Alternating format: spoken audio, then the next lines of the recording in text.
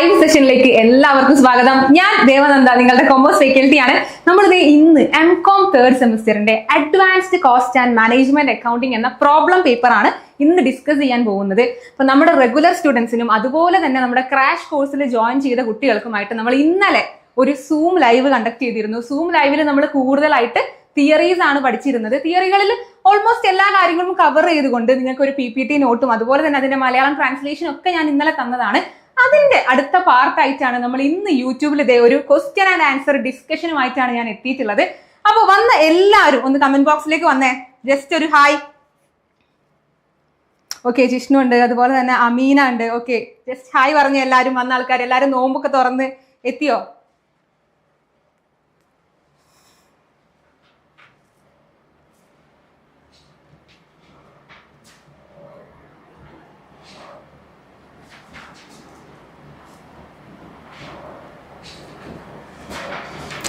Okay, hi പറയുന്നുണ്ട്. Okay okay okay അപ്പൊ എല്ലാവരും എത്തിയെന്ന് വിചാരിക്കുകയാണ്. അപ്പൊ നമുക്ക് മെല്ലെ സ്റ്റാർട്ട് ചെയ്യാം അല്ലെ. അപ്പൊ നമ്മൾ ഇന്ന് ക്വസ്റ്റ്യൻ ആൻഡ് ആൻസേഴ്സ് ആണ് ഡിസ്കസ് ചെയ്യുന്നത്. തിയറി ഇമ്പോർട്ടന്റ് ആണ്. നമ്മുടെ ഇൻകം ടാക്സ് എടുത്ത സമയത്ത് ഞാൻ പറഞ്ഞിരുന്നു തിയറിക്കാണ് കൂടുതൽ ഇമ്പോർട്ടൻസ് എന്ന്. എന്നാൽ നമ്മുടെ കോസ്റ്റ് അക്കൗണ്ടിങ്ങിൽ രണ്ടും ഒരുപോലെ ഇമ്പോർട്ടന്റ് ആണ്. നമുക്ക് എസ്സേക്കായിട്ട് 15 മാർക്കിന്റെ എസ്സേയിൽ 4 ക്വസ്റ്റ്യൻസ് വരുമെങ്കിൽ ആ 4-ൽ 2 തിയറി ആയിരിക്കും, 2 പ്രോബ്ലം ആയിരിക്കും. അതുകൊണ്ട് തന്നെ തിയറിയും പ്രോബ്ലവും ഒരുപോലെ ഇമ്പോർട്ടന്റ് ആയിട്ടുള്ള ഒരു പേപ്പറാണ് നമ്മുടെ advanced cost and management accounting. അപ്പൊ നമുക്ക് ഇതിനെ കോസ്റ്റ് അക്കൗണ്ടിങ് എന്ന് വിളിക്കാം അല്ലെ. ഒരു അഡ്വാൻസ്ഡ് കോസ്റ്റ് ആൻഡ് മാനേജ്മെന്റ് എന്നൊക്കെ പറഞ്ഞു വരുമ്പോൾ കുറച്ച് ലാഗ് ആവണം. അപ്പൊ നമുക്ക് ഇതിനെ കോസ്റ്റ് അക്കൗണ്ടിങ് എന്ന് വിളിക്കാം. ഫിനാൻസ് സ്ട്രീം സെലക്ട് ചെയ്ത എംകോമിൽ ഫിനാൻസ് സ്ട്രീമിലാണ് ഈ ഒരു പേപ്പർ വരുന്നത്. അപ്പോൾ നമുക്ക് ഫസ്റ്റ് തന്നെ സെക്ഷൻ എ മാർക്ക് 2 2 മാർക്കിന്റെ നമ്മുടെ സെക്ഷൻ എയിൽ വരാവുന്ന ക്വസ്റ്റ്യൻസ് ജസ്റ്റ് ഒന്ന് ഡിസ്കസ് ചെയ്ത് പോവാം അല്ലെ. അപ്പൊ 2 മാർക്കിന് കൂടുതലും നമുക്ക് തിയറി മാത്രമാണ് കണ്ടുവരിക. പ്രീവിയസ് ഇയർ ക്വസ്റ്റ്യൻ ആണെങ്കിലും അതുപോലെ നമ്മുടെ ടെക്സ്റ്റ് ബാക്ക് ക്വസ്റ്റ്യൻസിലും ഒക്കെ തിയറി ക്വസ്റ്റ്യൻസ് മാത്രമാണ് 2 മാർക്കിന് കണ്ടുവരുന്നത്.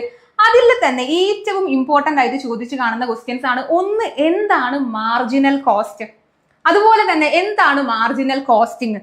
രണ്ടും നിങ്ങൾ പഠിച്ചിരിക്കുക. അതുപോലെ ഇപ്പൊ ഞാൻ പറയാണ്, ഇന്നലത്തെ ലൈവിലും ഞാൻ പറഞ്ഞിരുന്നു, നമ്മുടെ ഏറ്റവും ഇമ്പോർട്ടന്റ് ആയിട്ടുള്ള ബ്ലോക്ക് എന്ന് പറയുന്നത് ഫസ്റ്റ് ബ്ലോക്ക് ആണ്. കൂടുതൽ ക്വസ്റ്റ്യൻസ് എസ്സേ വരാം, സെക്ഷൻ എയും ബിയും ഒക്കെ ഒന്നിച്ച് വരുന്ന ഒരു ബ്ലോക്കാണ് നമ്മുടെ ഫസ്റ്റ് ബ്ലോക്ക്. അപ്പൊ അത് കംപ്ലീറ്റ് ആയിട്ട് എല്ലാവരും പഠിക്കുക. ഇപ്പൊ അവസാന നിമിഷം പാസ് ആവാനായിട്ട് പഠിക്കുന്നവരൊക്കെ ഫസ്റ്റ് ബ്ലോക്കിനെ നല്ല വൃത്തിയായിട്ട് പഠിച്ചു വെക്കുക. അതിലെ പ്രോബ്ലംസും തിയറീസും ഇമ്പോർട്ടന്റ് ആണ്. അപ്പൊ ഫസ്റ്റ് ബ്ലോക്കിൽ നിന്ന് മാർജിനൽ കോസ്റ്റ് എന്താണ് എന്ന് നമ്മൾ പഠിക്കണം അല്ലെ. അപ്പം മാർജിനൽ കോസ്റ്റ് എന്ന് പറഞ്ഞാൽ നമ്മൾ നോർമലി ഒരു പ്രൊഡക്ഷൻ നടത്തുന്നുണ്ട്. ആ പ്രൊഡക്ഷനിൽ അഡീഷണൽ ആയിട്ട് എന്തെങ്കിലും ഒരു പ്രൊഡക്ഷൻ എക്സ്റ്റെൻഡ് ചെയ്യുകയാണ്, ഒരു യൂണിറ്റ് നമ്മൾ ഒന്നുകൂടെ അഡീഷണലി പ്രൊഡ്യൂസ് ചെയ്യുന്ന സമയത്ത് നമുക്ക് വരുന്ന ചിലവ് കോസ്റ്റ് ആണ്. മാർജിനൽ കോസ്റ്റ് എന്ന് പറയുമ്പോൾ അതൊരു ചെലവാണ്. നമ്മൾ നിലവിലെ പ്രൊഡക്ഷനിൽ നിന്ന് അധികമായി ഒരു എക്സ്ട്രാ പ്രൊഡക്ഷൻ, ഒരു യൂണിറ്റ് നമ്മൾ അധികമായി പ്രൊഡ്യൂസ് ചെയ്യുന്ന സമയത്ത് നമുക്ക് വരുന്ന അഡീഷണൽ കോസ്റ്റിനെയാണ് നമുക്ക് മാർജിനൽ കോസ്റ്റ് എന്ന് വിളിക്കാം. ഇതുമായി ബന്ധപ്പെട്ട കോസ്റ്റിംഗ് മെത്തേഡ് ആണ് മാർജിനൽ കോസ്റ്റിംഗ്. മാർജിനൽ കോസ്റ്റിങ്ങിന് മറ്റൊരു പേരും ഉണ്ട്, എന്താണ്? വേരിയബിൾ കോസ്റ്റ് എന്നാണ്. കാരണം മാർജിനൽ കോസ്റ്റിങ്ങില് വേരിയബിൾ, അതായത് നമ്മുടെ യൂണിറ്റ് ഓഫ് പ്രൊഡക്ഷൻ അനുസരിച്ച് മാറിക്കൊണ്ടിരിക്കുന്ന കോസ്റ്റിനെയാണ് വേരിയബിൾ കോസ്റ്റ് എന്ന് പറയുക. വേരിയബിൾ കോസ്റ്റ് ആണ് പ്രൊഡക്റ്റിന്റെ ഒരു പ്രൈസിലേക്കും ഒക്കെ ഏറ്റവും കൂടുതൽ എഫക്ട് ചെയ്യുന്നത് എന്ന വിശ്വാസത്തിൽ മുന്നോട്ട് പോകുന്ന കോസ്റ്റിംഗ് മെത്തേഡാണ് മാർജിനൽ കോസ്റ്റിംഗ്. അതുകൊണ്ട് തന്നെ അതിനെ മാർജിനൽ കോസ്റ്റിനെ നമുക്ക് വേരിയബിൾ കോസ്റ്റ് എന്ന് കൂടെ വിളിക്കാം. അടുത്ത question, what is meant by segregation of cost. Same യൂണിറ്റിൽ നിന്നാണ്. സെഗ്രിഗേഷൻ എന്ന് പറയുമ്പോൾ നമ്മുടെ മാർജിനൽ കോസ്റ്റിംഗിന്റെ ഏറ്റവും പ്രധാനപ്പെട്ട ഒരു അസംഷനും ഫീച്ചറും ഒക്കെയാണ്. അതായത് സെഗ്രിഗേഷൻ എന്ന വാക്ക് നിങ്ങൾ സെപ്പറേഷൻ എന്ന് ഓർത്താൽ മതി. സെപ്പറേറ്റ് ചെയ്യുക, അതായത് ടോട്ടൽ കോസ്റ്റ്. നമ്മൾ ഒരു സാധനം നമ്മൾ പ്രൊഡ്യൂസ് ചെയ്യാനായിട്ട് നമുക്ക് ആവശ്യമായി വരുന്ന ഒരു കംപ്ലീറ്റ് ചെലവില്ലേ, ആ ചെലവിനെ ഫിക്സഡ് കോസ്റ്റ് ആയിട്ടും വേരിയബിൾ കോസ്റ്റ് ആയിട്ടും ഡിവൈഡ് ചെയ്യാൻ സാധിക്കും എന്ന കോൺസെപ്റ്റ് ആണ് segregation. Separation of cost is possible എന്നാണ് സെഗ്രിഗേഷൻ കൊണ്ട് ഉദ്ദേശിക്കുന്നത്. Segregation of cost means the classification or separation of total cost into fixed cost and variable cost. Fixed കോസ്റ്റും അതുപോലെ തന്നെ വേരിയബിൾ കോസ്റ്റുമായിട്ട് നമ്മുടെ ടോട്ടൽ കോസ്റ്റിനെ ഡിവൈഡ് ചെയ്യുക, അതിനെയാണ് സെഗ്രിഗേഷൻ, സെപ്പറേഷൻ. ഇങ്ങനെ സെപ്പറേറ്റ് ചെയ്തു കഴിഞ്ഞാൽ എന്താ? Helps management to analyse cost behaviour. കോസ്റ്റിന്റെ ബിഹേവിയർ മനസ്സിലാക്കാനും ഡിസിഷൻസ്. മാനേജ്മെന്റിന്റെ ഏറ്റവും പ്രധാനപ്പെട്ട ഫംഗ്ഷൻ എന്ന് പറയുന്നത് തീരുമാനങ്ങൾ എടുക്കുക അല്ലെ. നമ്മുടെ കയ്യിലുള്ള ഡാറ്റാസിനെ വെച്ച് കൃത്യമായ തീരുമാനങ്ങൾ എടുക്കുകയാണ് മാനേജ്മെന്റിന്റെ ഏറ്റവും പ്രധാനപ്പെട്ട ഒബ്ജക്റ്റീവ്, ഫംഗ്ഷൻ എന്നതെല്ലാം. സോ ആ ഒരു ഒബ്ജക്റ്റീവിനെ, ഫംഗ്ഷനെ സപ്പോർട്ട് ചെയ്യാനായിട്ട് ഈ സെഗ്രിഗേഷൻ ഓഫ് കോസ്റ്റ്, അത് കോസ്റ്റ് ബിഹേവിയറിന് മനസ്സിലാക്കാനും അതുപോലെ തന്നെ ഡിസിഷൻസ് കുറച്ചുകൂടെ ബെറ്റർ ആക്കാനും ഹെൽപ്പ് ചെയ്യുന്നുണ്ട്. Next, what is competitive bench marking? Competitive bench marking എന്താണെന്ന് അറിയാൻ നമ്മൾ ആദ്യം എന്തറിയണം? 2 മാർക്കിന്റെ ക്വസ്റ്റ്യൻ ആണ് ഇപ്പൊ നമ്മൾ പറഞ്ഞുകൊണ്ടിരിക്കുന്നത്. ബെഞ്ച് മാർക്കിംഗ് എന്ന് വെച്ചാൽ എന്താണെന്ന് അറിയണം. അതിന് എന്താണ് ബെഞ്ച് മാർക്ക് എന്ന് മനസ്സിലാക്കണം അല്ലെ. ബെഞ്ച് മാർക്ക് എന്ന് പറഞ്ഞാൽ ഒരു സ്റ്റാൻഡേർഡ് ആണ്. നമ്മൾ ഏതൊരു കാര്യവും ചെയ്യുന്നതിന് മുൻപ് ഒരു എക്സ്പെക്റ്റഡ് ആയിട്ടുള്ള ഒരു സ്റ്റാൻഡേർഡ് സെറ്റ് ചെയ്യും. ആ സ്റ്റാൻഡേർഡിനെയാണ് ബെഞ്ച് മാർക്ക് കൊണ്ട് ഉദ്ദേശിക്കുന്നത്. അതായത് ഞാനൊരു എക്സാം അറ്റൻഡ് ചെയ്യുന്ന സമയത്ത് എനിക്ക് കിട്ടാൻ ഞാൻ ആഗ്രഹിക്കുന്ന അല്ലെങ്കിൽ എൻ്റെ പ്രയത്നത്തിനനുസരിച്ച് ഞാൻ പഠിച്ചതിനൊക്കെ അനുസരിച്ച് എനിക്ക് കിട്ടാൻ സാധ്യതയുള്ള ഒരു എക്സ്പെക്റ്റഡ് മാർക്ക് ഉണ്ടാവും. ആ എക്സ്പെക്റ്റഡ് മാർക്കിനെയാണ് നമ്മൾ ബെഞ്ച് മാർക്ക് കൊണ്ട് ഉദ്ദേശിക്കുന്നത്. ഒരു കമ്പനിയെ സംബന്ധിച്ചിടത്തോളം ആ കമ്പനി ചിലവിന്റെ കാര്യത്തിലോ അല്ലെങ്കിൽ വരവിന്റെ കാര്യത്തിലോ തീരുമാനിച്ചിരിക്കുന്ന ഒരു സ്റ്റാൻഡേർഡ്, സെറ്റ് ചെയ്യപ്പെട്ടിട്ടുള്ള സ്റ്റാൻഡേർഡിനെയാണ് ബെഞ്ച് മാർക്ക് കൊണ്ട് ഉദ്ദേശിക്കുന്നത്. ഇങ്ങനെ ഒരു സ്റ്റാൻഡേർഡ് സെറ്റ് ചെയ്യുന്നതാണ് ബെഞ്ച് മാർക്കിംഗ്, അതിന്റെ പ്രോസസ്സ്. അപ്പോൾ ബെഞ്ച് മാർക്ക് നമ്മൾ സെറ്റ് ചെയ്യുന്നത് നമ്മുടെ കമ്പനിയുടെ കോമ്പറ്റീറ്റേഴ്സ്, നമ്മുടെ റിവാൽവറി ഫേമുകളായിട്ടുള്ള നമുക്കെതിരെ മാർക്കറ്റിൽ നിലനിൽക്കുന്ന കോമ്പറ്റീറ്റേഴ്സിന്റെ ഡാറ്റ, അവരെടുക്കുന്ന തീരുമാനങ്ങൾ, അവരുടെ പ്രോഫിറ്റ്, അവരുടെ നയങ്ങൾ, അതിന്റെയൊക്കെ ബേസിസിലാണ് നമ്മൾ ബെഞ്ച് മാർക്ക്. നമ്മുടെ സ്റ്റാൻഡേർഡ് എന്ന് പറയുന്നത് അവരുടെ തീരുമാനങ്ങളെയാണ് നമ്മൾ സെറ്റ് ചെയ്ത് വെച്ചിരിക്കുന്നതെങ്കിൽ, അതല്ലെങ്കിൽ അവരുടെ ഡാറ്റ, കോമ്പറ്റീറ്റേഴ്സിന്റെ ഡാറ്റയാണ് നമ്മൾ സെറ്റ് ചെയ്തിരിക്കുന്ന ബെഞ്ച് മാർക്ക് എങ്കിൽ അതിനെ കോമ്പറ്റേറ്റീവ് ബെഞ്ച് മാർക്കിംഗ് എന്ന് വിളിക്കാം. സോ കോമ്പറ്റേറ്റീവ് ബെഞ്ച് മാർക്ക് എന്ന് പറയുമ്പോൾ is the process of comparing a company's performance, products or practices with those of its main competitors in order to identify strength, weakness and areas of improvement.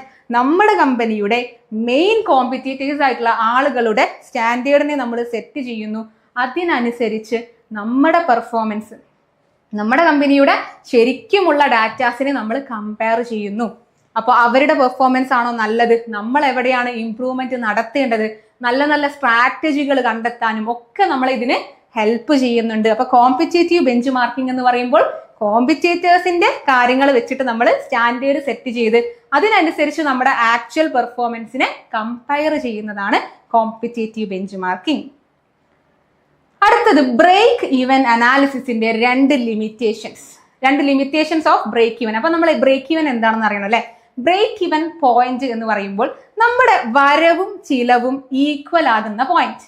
Total cost is equal to total revenue. നമ്മുടെ കമ്പനിയുടെ complete വരവുകളും complete ചിലവുകളും ഒരേപോലെയാകുന്ന, അതായത് no പ്രോഫിറ്റും ഇല്ല ലോസും ഇല്ലാത്ത പോയിന്റിനെയാണ് നമ്മൾ break even point എന്ന് വിളിക്കുക. BEP, break even point. അപ്പൊ ഈ ബ്രേക്ക് ഈവൻ പോയിന്റ് കണ്ടെത്തുക, അതിന്റെ അനാലിസിസിനെയാണ് ബ്രേക്ക് ഈവൻ അനാലിസിസ് എന്ന് വിളിക്കുന്നത്.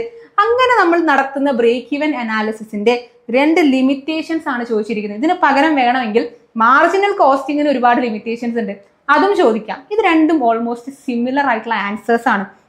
അതായത് കോസ്റ്റുകൾ കോൺസ്റ്റന്റ് ആണ്, ഫിക്സഡ് കോസ്റ്റ് കോൺസ്റ്റന്റ് ആണ്, അതുപോലെ വേരിയബിൾ കോസ്റ്റിന്റെ പെർ യൂണിറ്റ് കോൺസ്റ്റന്റ് ആണ്, സെല്ലിംഗ് പ്രൈസ് കോൺസ്റ്റന്റ് ആണ്. ഇത്തരത്തിൽ ചില കാര്യങ്ങൾ മാറുന്നേയില്ല, സ്ഥിരതയോടെ മുന്നോട്ട് പോകുന്നു എന്ന ഒരു തെറ്റായ വിശ്വാസം, അസംഷൻ ആണ്. അങ്ങനത്തെ ഒരു അസംഷനിലാണ് ബ്രേക്ക് ഈവൻ അനാലിസിസ് ആയാലും മാർജിനൽ കോസ്റ്റിംഗ് ആയാലും മുന്നോട്ട് പോകുന്നത്. Fixed cost, total fixed cost ഒരിക്കലും മാറുന്നില്ല. വേരിയബിൾ കോസ്റ്റ് മാറും, വാല്യൂ ചെയ്യും, പക്ഷെ അതിന്റെ പെർ യൂണിറ്റ് വേരിയബിൾ കോസ്റ്റ് മാറുന്നില്ല. സെല്ലിംഗ് പ്രൈസിന് മാറ്റം വരില്ല. ഇങ്ങനത്തെ ചില അസംഷനുകൾ ഉണ്ട്. ആ അസംഷനുകൾ അൺറിയലിസ്റ്റിക് ആണ്. അതാണ് ഒന്നാമത്തെ ലിമിറ്റേഷൻ എന്ന് പറയുന്നത്. അതുപോലെ മാർക്കറ്റിൽ വരാവുന്ന മാറ്റങ്ങൾ, ഒരു കമ്പനിയുടെ ബിസിനസ് എൻവയോൺമെന്റ് എന്ന് പറയുന്നത് അല്ലെങ്കിൽ അതിന്റെ മാർക്കറ്റ് എന്ന് പറയുന്നത് എപ്പോഴും പുതിയ പുതിയ കാര്യങ്ങൾ വരാം അല്ലെ, മാറ്റങ്ങൾ സംഭവിച്ചുകൊണ്ടേയിരിക്കും. ചേഞ്ചിങ് അതുപോലെ ഡയനാമിക് ആണ്. എന്നാൽ ഇത്തരം ചേഞ്ചുകൾ സംഭവിക്കാം എന്ന കാര്യം നമ്മൾ ബ്രേക്ക് ഈവൻ അനാലിസിസിൽ എടുക്കുന്നില്ല.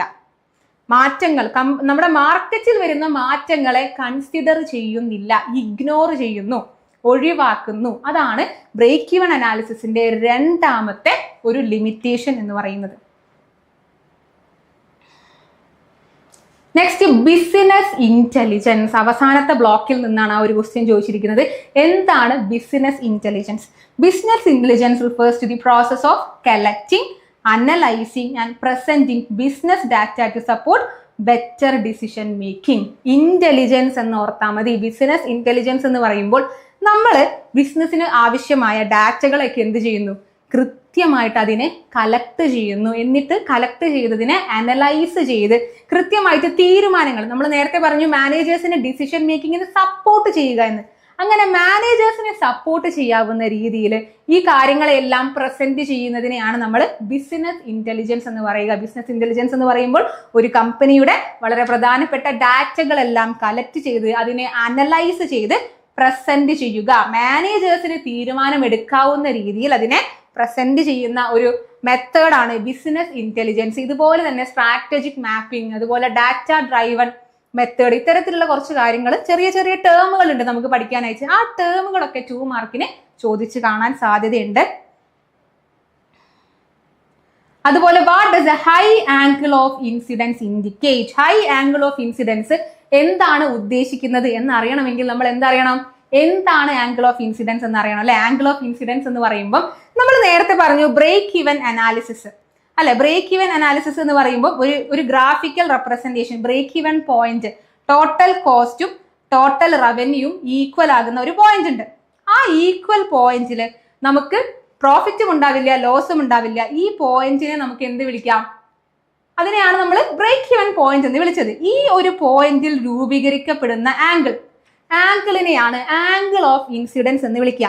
ഈ ആംഗിൾ ഓഫ് ഇൻസിഡൻസ് ഹൈ ആണെങ്കിൽ, വലിയൊരു ആംഗിൾ ആണ് ഉണ്ടാകുന്നത് എന്നുണ്ടെങ്കിൽ അത് profit will increase rapidly with an increase in sale after the break even point. ഈ ബ്രേക്ക് ഈവൻ പോയിന്റ് കടന്ന് മുന്നോട്ട് പോയാൽ അവിടെ നമ്മുടെ സെയിൽസ് നമ്മൾ ഇൻക്രീസ് ചെയ്യുകയാണെങ്കിൽ പ്രോഫിറ്റ് വലിയ രീതിയിൽ ഇൻക്രീസ് ചെയ്യാനുള്ള സാധ്യതയുണ്ട്. നമ്മുടെ കമ്പനിക്ക് വലിയ പ്രോഫിറ്റ് കിട്ടാനുള്ള സാധ്യതയുണ്ട് എന്നാണ് ഹൈ ആംഗിൾ ഓഫ് ഇൻസിഡൻസ്. ഇവിടെ രൂപീകരിക്കപ്പെടുന്ന ഈ ഒരു ആംഗിൾ അത് കുറച്ച് വലിയൊരു ആംഗിൾ ആണ് എന്നുണ്ടെങ്കിൽ അവിടെ നമ്മൾ ഇനി സെയിൽസ് കൂട്ടിയാൽ, കമ്പനി കുറച്ചും കൂടെ പ്രൊഡക്ഷൻ ഒക്കെ കൂട്ടി സെല്ലിങ് കൂട്ടിക്കഴിഞ്ഞാൽ നമ്മുടെ പ്രോഫിറ്റ് വലിയ രീതിയിൽ ഇൻക്രീസ് ചെയ്യും എന്നാണ് ഹൈ ആംഗിൾ കാണിക്കുന്നത്. അതുപോലെ തന്നെ ബിസിനസ്സിന് low margin of safety, higher risk. നമ്മുടെ സെയിൽസ് കുറയുകയാണെങ്കിൽ, നമ്മൾ കൂട്ടിക്കഴിഞ്ഞാൽ പ്രോഫിറ്റ് കൂടുമെന്ന് പറഞ്ഞു, എന്നാൽ സെയിൽസ് കുറഞ്ഞു കഴിഞ്ഞാൽ അവിടെ നമ്മുടെ പ്രോഫിറ്റിന് വലിയൊരു ഡിക്രീസ് ഉണ്ടാവാനുള്ള സാധ്യതയുണ്ട്. അതുകൊണ്ട് തന്നെ അതൊരു റിസ്ക് ആണ്.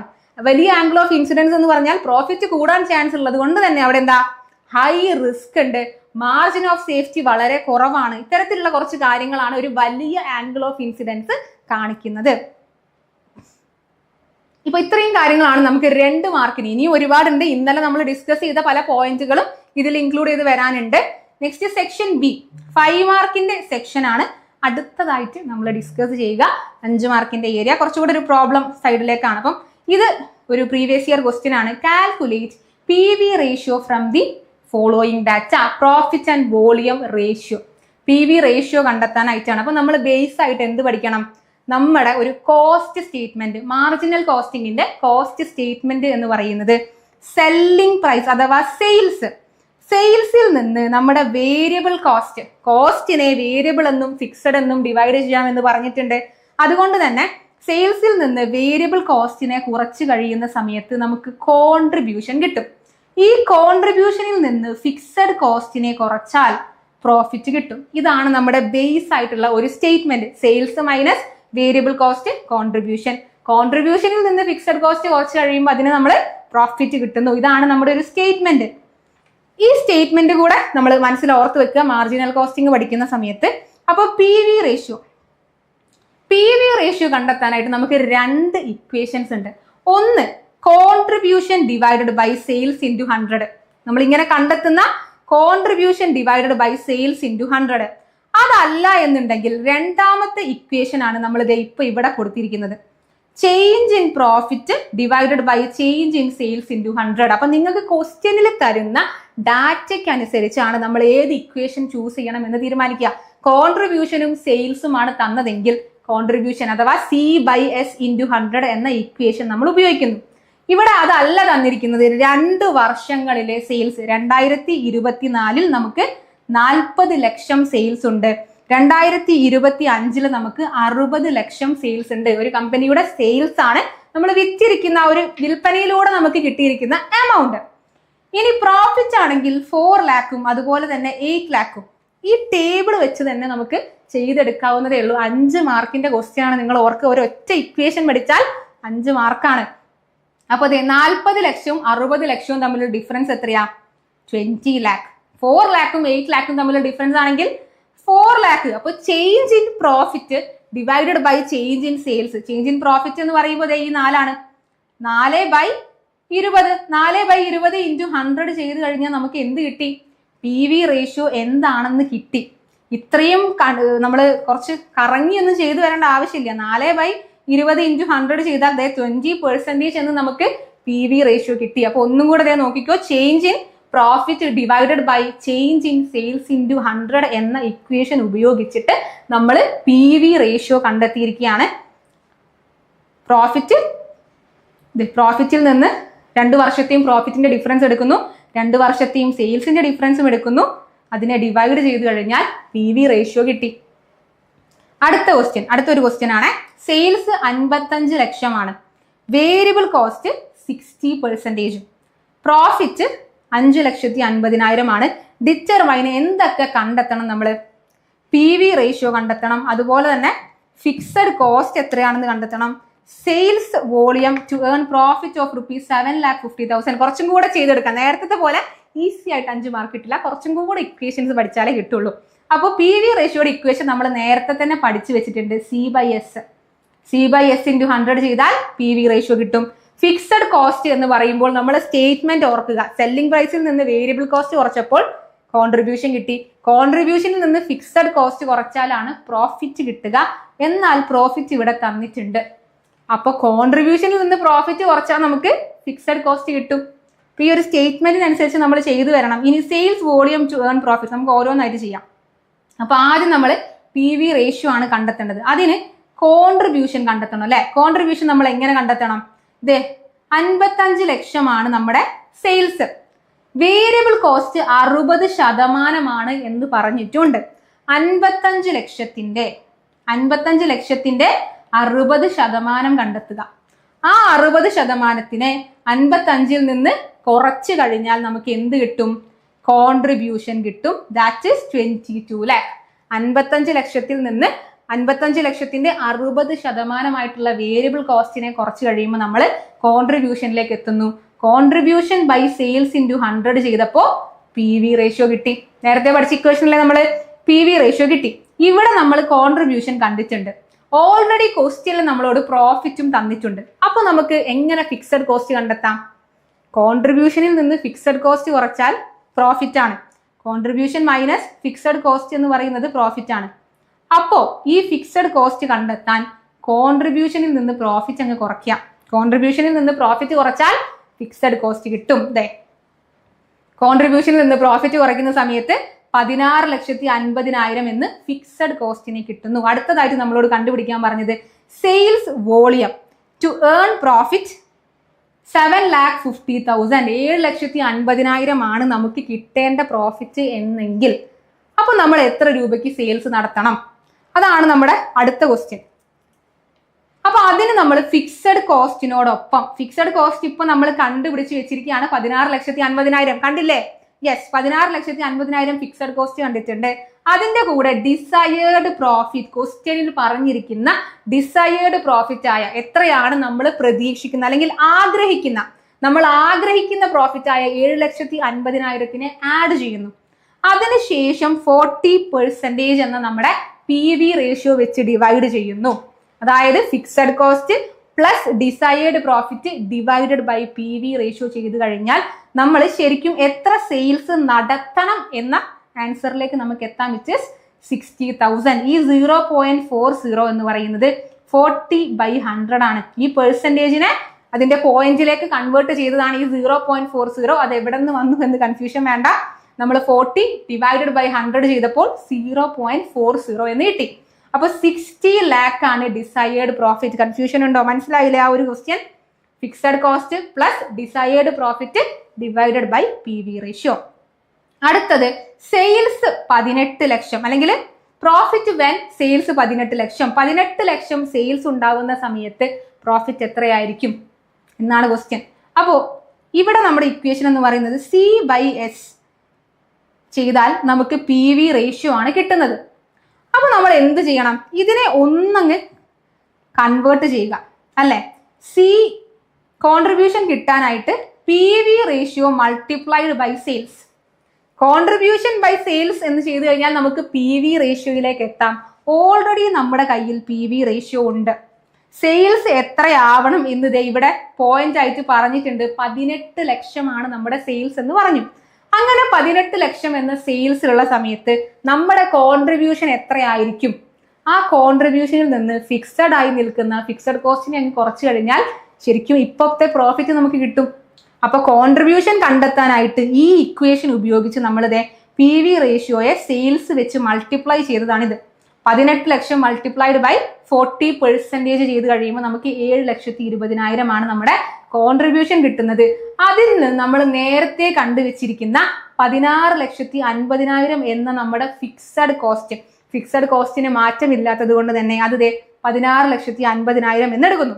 ഈ 16,50,000 കുറച്ചാൽ നമുക്ക് 9,30,000 അതൊരു ലോസ് ആണ്. നമ്മുടെ കമ്പനി ഇപ്പോൾ നഷ്ടത്തിലാണ് പോയിക്കൊണ്ടിരിക്കുന്നത്. അതായത് 18 ലക്ഷമാണ് നമ്മുടെ സെയിൽസ് എങ്കിൽ, സെയിൽസ് 18 ലക്ഷമാണെങ്കിൽ അവിടെ നമുക്ക് ലോസ് ആയിരിക്കും.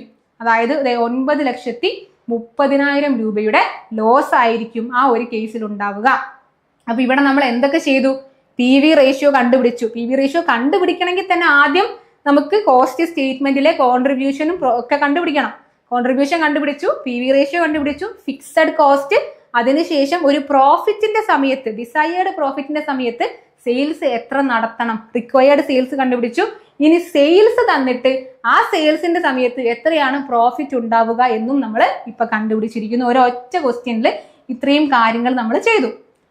അടുത്തത് X limited cells A product four 280 per unit. 280 രൂപ പെർ യൂണിറ്റ് ആണ്. ഇവിടെ 280 രൂപ പെർ യൂണിറ്റിന് ഒരു എക്സ് ലിമിറ്റഡ് ഒരു പ്രൊഡക്റ്റ് വിൽക്കുന്നുണ്ട് 280 രൂപയ്ക്ക്. Fixed cost for the company 2 ലക്ഷം രൂപയാണ് ഫിക്സഡ് കോസ്റ്റ് എന്ന് പറയുന്നു. വേരിയബിൾ കോസ്റ്റ് 40 ആണ് എന്നും പറയുന്നുണ്ട്. പെർ യൂണിറ്റ് വേരിയബിൾ കോസ്റ്റ് ആണ് ശരിക്കും നടന്നിരിക്കുന്ന സെയിൽസ്. ആക്ച്വൽ സെയിൽസ് നമ്മൾ ഇതുവരെ വന്ന ഇക്വേഷൻസിലെല്ലാം നമ്മൾ ഉപയോഗിച്ച് കഴിഞ്ഞതാണ്. ആക്ച്വൽ സെയിൽസ് 20 ലക്ഷമാണ് എന്നും പറയുന്നുണ്ട്. അപ്പോൾ ഇവിടെ നമുക്ക് തന്നിരിക്കുന്ന ഡാറ്റാസിനെ കണ്ടാൽ തന്നെ നമുക്ക് മനസ്സിലാവാം കോൺട്രിബ്യൂഷൻ ആണ് നമ്മൾ ആദ്യം കണ്ടെത്തുക അല്ലെ. 280 നിന്ന് 40 കുറച്ചാൽ നമുക്ക് 240 എന്ന് കിട്ടും. That is contribution per unit. അതായത് സെല്ലിംഗ് പ്രൈസ് പെർ യൂണിറ്റ് ആയിട്ടുള്ള 280 നിന്ന് 40 എന്ന നമ്മുടെ വേരിയബിൾ കോസ്റ്റ് പെർ യൂണിറ്റിനെ കുറയ്ക്കുമ്പോൾ 240 ആണ് നമ്മുടെ കോൺട്രിബ്യൂഷൻ പെർ യൂണിറ്റ്. നമ്മൾ ആദ്യം തന്നെ കണ്ടെത്തുന്നു. ഇനി break even point in units കണ്ടെത്തണം, break even point in value കണ്ടെത്തണം, അതുപോലെ പെർസെൻറ്റേജ്. കംപ്ലീറ്റ്ലി ബ്രേക്ക് ഈവൻ പോയിന്റുകൾ മാത്രമാണ് ഇവിടെ നമുക്ക് കണ്ടെത്താനുള്ളത്. അതിന് ഓരോ ഇക്വേഷൻസ് ഉണ്ട്. അപ്പൊ ആ ഇക്വേഷൻസ് നമ്മൾ കൃത്യമായിട്ട് പഠിക്കേണ്ടതുണ്ട്. ആദ്യം കോൺട്രിബ്യൂഷൻ അവിടെ കണ്ടെത്തി. ഓക്കെ, കോൺട്രിബ്യൂഷൻ കണ്ടെത്തിയ ശേഷം പി വി റേഷ്യോ കണ്ടുപിടിക്കണം. പി വി റേഷ്യോ കണ്ടുപിടിക്കാൻ ഈ കോൺട്രിബ്യൂഷൻ C/S ആണ്. കോൺട്രിബ്യൂഷൻ കണ്ടെത്തുന്നുമുണ്ട്. 280 പെർ യൂണിറ്റ് ആണ് സെല്ലിംഗ് പ്രൈസ് എന്ന് പറഞ്ഞിട്ടുമുണ്ട്. അതുകൊണ്ട് തന്നെ C/S × 100 ചെയ്തപ്പോൾ നമുക്ക് നമ്മുടെ പി വി റേഷ്യോ കിട്ടി. ഇക്വേഷൻ നമ്മൾ ഓൾറെഡി പഠിച്ച കാര്യമാണ്. പി വി റേഷ്യോ കിട്ടുന്നു. അതിനുശേഷം ബ്രേക്ക് ഈവൻ പോയിന്റ് ഇൻ യൂണിറ്റ്സിലെ ബ്രേക്ക് ഈവൻ പോയിന്റ് കണ്ടെത്താനായിട്ട് fixed cost divided by contribution per unit. Contribution per unit എവിടെ നമ്മൾ ഓൾറെഡി കണ്ടുപിടിച്ച കാര്യമാണ് 240 അല്ലെ. അപ്പം break even point in unit, എത്ര യൂണിറ്റ് പ്രൊഡക്ഷൻ നടത്തുന്ന സമയത്താണ് നമുക്ക് പ്രോഫിറ്റും ഇല്ല ലോസും ഇല്ലാത്ത പോയിന്റിലേക്ക് എത്തുക എന്നാണ് ഇപ്പൊ നമ്മൾ കണ്ടുപിടിക്കുന്നത് ഇൻ യൂണിറ്റ്സ് എന്ന് പറയുമ്പോൾ. അപ്പൊ അതുകൊണ്ട് തന്നെ ഫിക്സഡ് കോസ്റ്റ് ക്വസ്റ്റ്യനിൽ തന്നിട്ടുണ്ട്. 2 ലക്ഷമാണ് ഫിക്സഡ് കോസ്റ്റ് എന്ന് തന്നിട്ടുണ്ട്. കോൺട്രിബ്യൂഷൻ പെർ യൂണിറ്റ് നമ്മൾ കണ്ടുപിടിച്ചിട്ടുമുണ്ട് 240. അപ്പോൾ fixed cost divided by contribution per unit എന്ന ഇക്വേഷനിലേക്ക് നമ്മൾ അപ്ലൈ ചെയ്യുകയാണ്. അപ്പോൾ 834 ഇത് അപ്രോക്സിമേറ്റ് ആണ്. 83.333 എന്നൊരു വാല്യൂ ആണ് നമുക്ക് കിട്ടുക. തൽക്കാലം നമ്മൾ അതിനെ 834 എന്ന വാല്യൂയിലേക്ക് അങ്ങ് റൗണ്ട് ചെയ്ത് എടുക്കുകയാണ് അപ്രോക്സിമേറ്റ്ലി. അപ്പൊ 834 യൂണിറ്റ്സ് എന്ന് break even point in unit കിട്ടുന്നു. ഇനി അതിന്റെ പെർസെന്റേജ് അല്ലെങ്കിൽ ഇൻ വാല്യൂ ആണ് നമുക്ക് കിട്ടേണ്ടത്. അതിന് fixed cost divided by P V ratio. Fixed cost already തന്നിട്ടുണ്ട്. എത്രയാ? 2 ലക്ഷമാണ്. ക്വസ്റ്റ്യനിൽ പറഞ്ഞ കാര്യമാണ് 2 ലക്ഷമാണ് fixed cost. P V ratio മുൻപ് നമ്മൾ കണ്ടുപിടിച്ചു. നമുക്ക് ബ്രേക്ക് ഈവൻ പോയിന്റ് എത്താനായിട്ട് നമ്മൾ മുൻപ് പി വി റേഷ്യോ കണ്ടെത്തിയിട്ടുമുണ്ട്. 85.71% ആണ് നമ്മുടെ പി വി റേഷ്യോ. ആ പി വി റേഷ്യോനെ ഡിവൈഡഡ് ബൈ 100 പെർസെൻറ്റേജിൽ നിന്ന് മാറ്റി പോയിന്റ്സിലേക്ക് കൊണ്ടുവരുന്നു. 0.8571. അപ്പോൾ ഫിക്സഡ് കോസ്റ്റിനെ നമ്മുടെ ഈ ഒരു പി വി റേഷ്യോയുടെ റേഷ്യോ വെച്ച് ചെയ്യുന്ന സമയത്ത് 2,33,334 എന്ന് നമുക്ക് break even value, break even sales നമുക്ക് കിട്ടുന്നു. ഇത്രയും കാര്യങ്ങളാണ് നമുക്ക് ആദ്യം തന്നെ കണ്ടെത്താനുള്ളത്. Next percentage. പെർസെൻറ്റേജിൽ ബ്രേക്ക് ഈവൻ പോയിന്റും കൂടെ കണ്ടെത്താനായിട്ട് BEP sales divided by actual sales.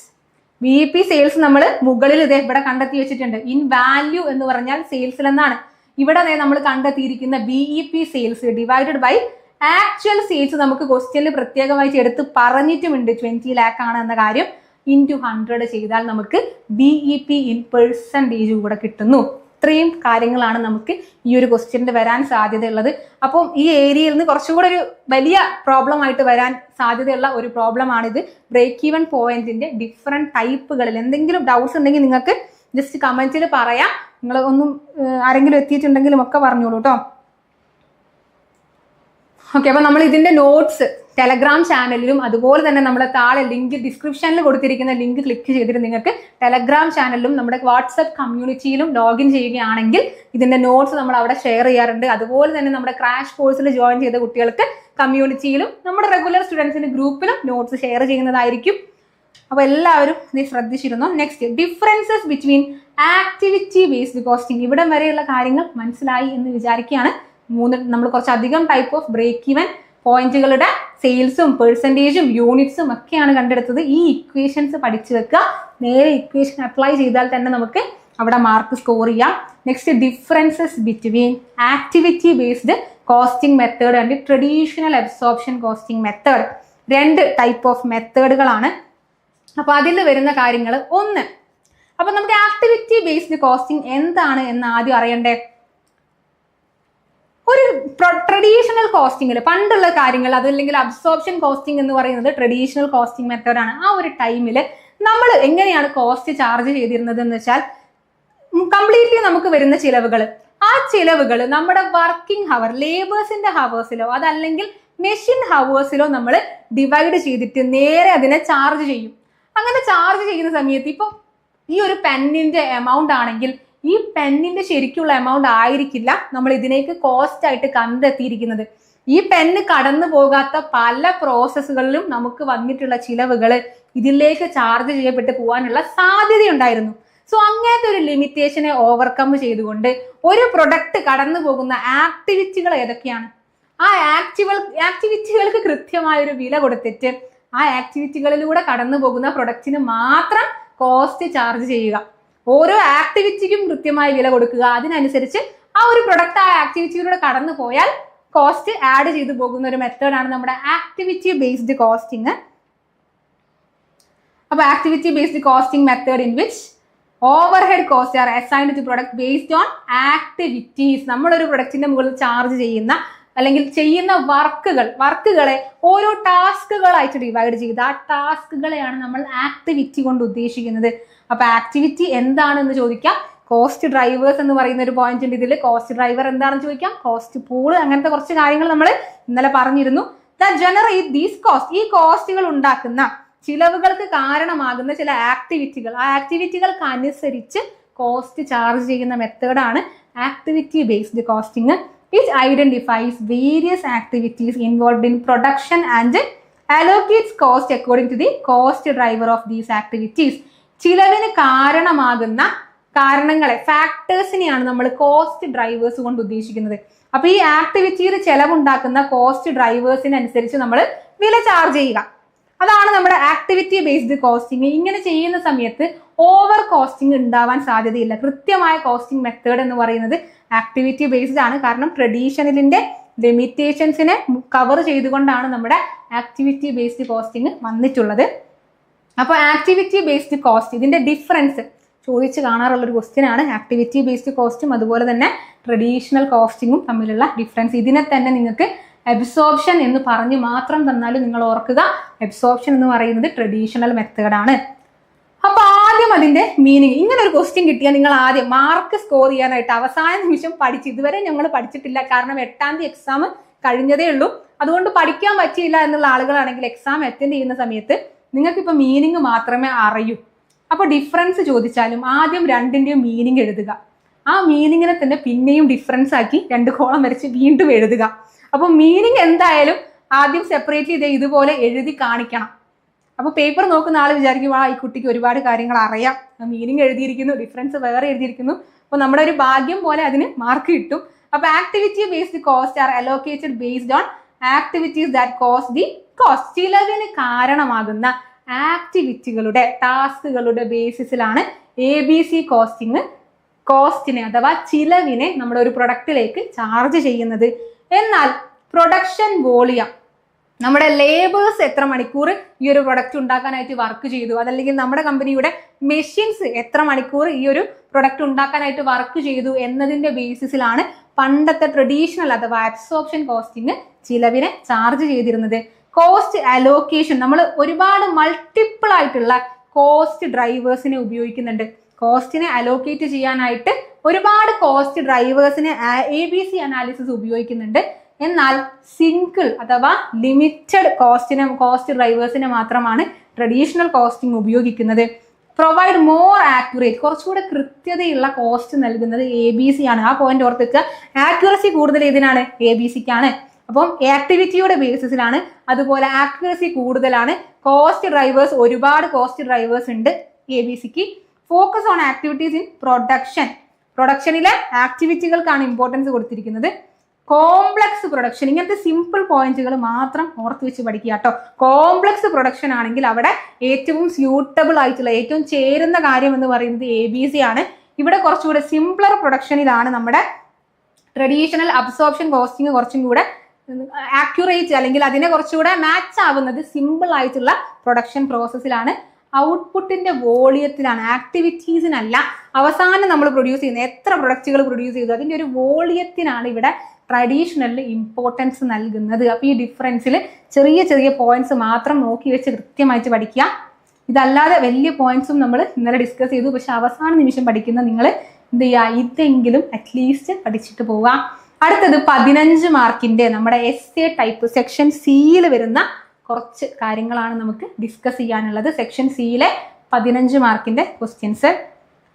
Given the following data, അതായത് നമുക്ക് സെയിൽസ് തന്നിട്ടുണ്ട് 60,000 രൂപയാണെന്ന്, അതുപോലെ വേരിയബിൾ കോസ്റ്റ് 30,000 ആണെന്ന് തന്നിട്ടുണ്ട്, ഫിക്സഡ് കോസ്റ്റ് 15,000 ആണ്. കാൽക്കുലേറ്റ് PV റേഷ്യോ കണ്ടെത്തണം, BEP കണ്ടെത്തണം, അതുപോലെ തന്നെ MOS. നമ്മൾ ഇത്രയും നേരം ഡിസ്കസ് ചെയ്താത്ത ഒരു സാധനം കൂടെ വന്നൂല്ലേ, എന്താണ്? Margin of safety. വേണമെങ്കിൽ 2 മാർക്കിന് ചോദിക്കാം. Margin of safety at this level, ഇത് ഒരു PYQ ആണ് കേട്ടോ. മുൻപ് എക്സാമിന് 15 മാർക്കിന് വന്ന ക്വസ്റ്റ്യൻ ആണ്. Calculate the effect of the above 3 with 10% in increase in sales price, 10% decrease in sales price. അപ്പൊ നമുക്ക് കുറച്ച് ഡാറ്റാസ് തന്നിട്ടുണ്ട്. സെയിൽസ് എത്ര രൂപയാണെന്ന് തന്നു, വേരിയബിൾ കോസ്റ്റ്, ഫിക്സഡ് കോസ്റ്റ്, ഈ 3 കാര്യങ്ങൾ തന്നാൽ കോൺട്രിബ്യൂഷൻ കണ്ടെത്താം, പ്രോഫിറ്റും കണ്ടെത്താം അല്ലെ. ഈ 2 കാര്യങ്ങളും കൂടെ നമ്മൾ കണ്ടെത്തിയാൽ മൊത്തത്തിൽ 5 കാര്യങ്ങൾ നമ്മുടെ കയ്യിലുണ്ട്. നെക്സ്റ്റ് PV റേഷ്യോ C/S അല്ലെ. ഓൾറെഡി കോൺട്രിബ്യൂഷൻ നമുക്ക് സെയിൽസ് ഇത് 60-ൽ നിന്ന് 30 കുറച്ചാൽ കോൺട്രിബ്യൂഷൻ 30,000 ആണെന്ന് കിട്ടി. ഇനി സെയിൽസ് എന്താ ഓൾറെഡി തന്നിട്ടുമുണ്ട്. PV റേഷ്യോ കിട്ടിയോ? PV റേഷ്യോ കിട്ടി. ഫിക്സഡ് കോസ്റ്റ് തന്നിട്ടുണ്ട്. ഇനി BEP, നേരത്തെ നമ്മൾ വെച്ച ഇക്വേഷൻസ് വെച്ച് BEP കണ്ടെത്തുന്നു. ഇനി MOS, മാർജിൻ ഓഫ് സേഫ്റ്റി നമ്മൾ നേരത്തെ കണ്ടുപിടിച്ചിട്ടില്ല, അത് ഇവിടെ കണ്ടെത്തണം. ഇനി അതിനുശേഷം ഇവിടെയാണ് നമ്മുടെ മെയിൻ പോയിന്റ്. അതുകൊണ്ടാണ് ഞാൻ ഈ ഒരു ക്വസ്റ്റ്യൻ ഇതിൽ ഉൾപ്പെടുത്തിയിട്ടുള്ളത്. 10% in increase in sales price. Sales പ്രൈസിൽ ഒരു 10% ഇൻക്രീസ് വന്നാൽ ഇതിന്റെ അവസ്ഥ എന്താണ്? അതായത് ഇതാണ് നമ്മുടെ സെല്ലിംഗ് പ്രൈസ്. ഇതിന്റെ 10% കണ്ടെത്തുക. 60,000ന്റെ 10% എത്രയായിരിക്കും? 6000 ആയിരിക്കും 10%. 6000 കൂടെ ആഡ് ചെയ്താൽ 66,000 ആയിരിക്കും ഇവിടെ സെയിൽസ്. ടോട്ടൽ സെയിൽസ് എന്ന് പറയുന്നത് 66,000 ആയിരിക്കും. ആ 66,000 എന്ന സെയിൽസിൽ നിന്നുകൊണ്ട് നമ്മൾ എന്ത് കണ്ടെത്തണം? ബാക്കിയുള്ള പോയിന്റുകൾ, മാർജിൻ ഓഫ് സേഫ്റ്റി വരെയുള്ള കാര്യങ്ങൾ കണ്ടെത്തണം. അതിനുശേഷം effect of about 10% decrease. Decrease എന്ന് പറയുമ്പോൾ 60,000 നിന്ന് 6,000 നമ്മൾ കുറയ്ക്കുന്നു.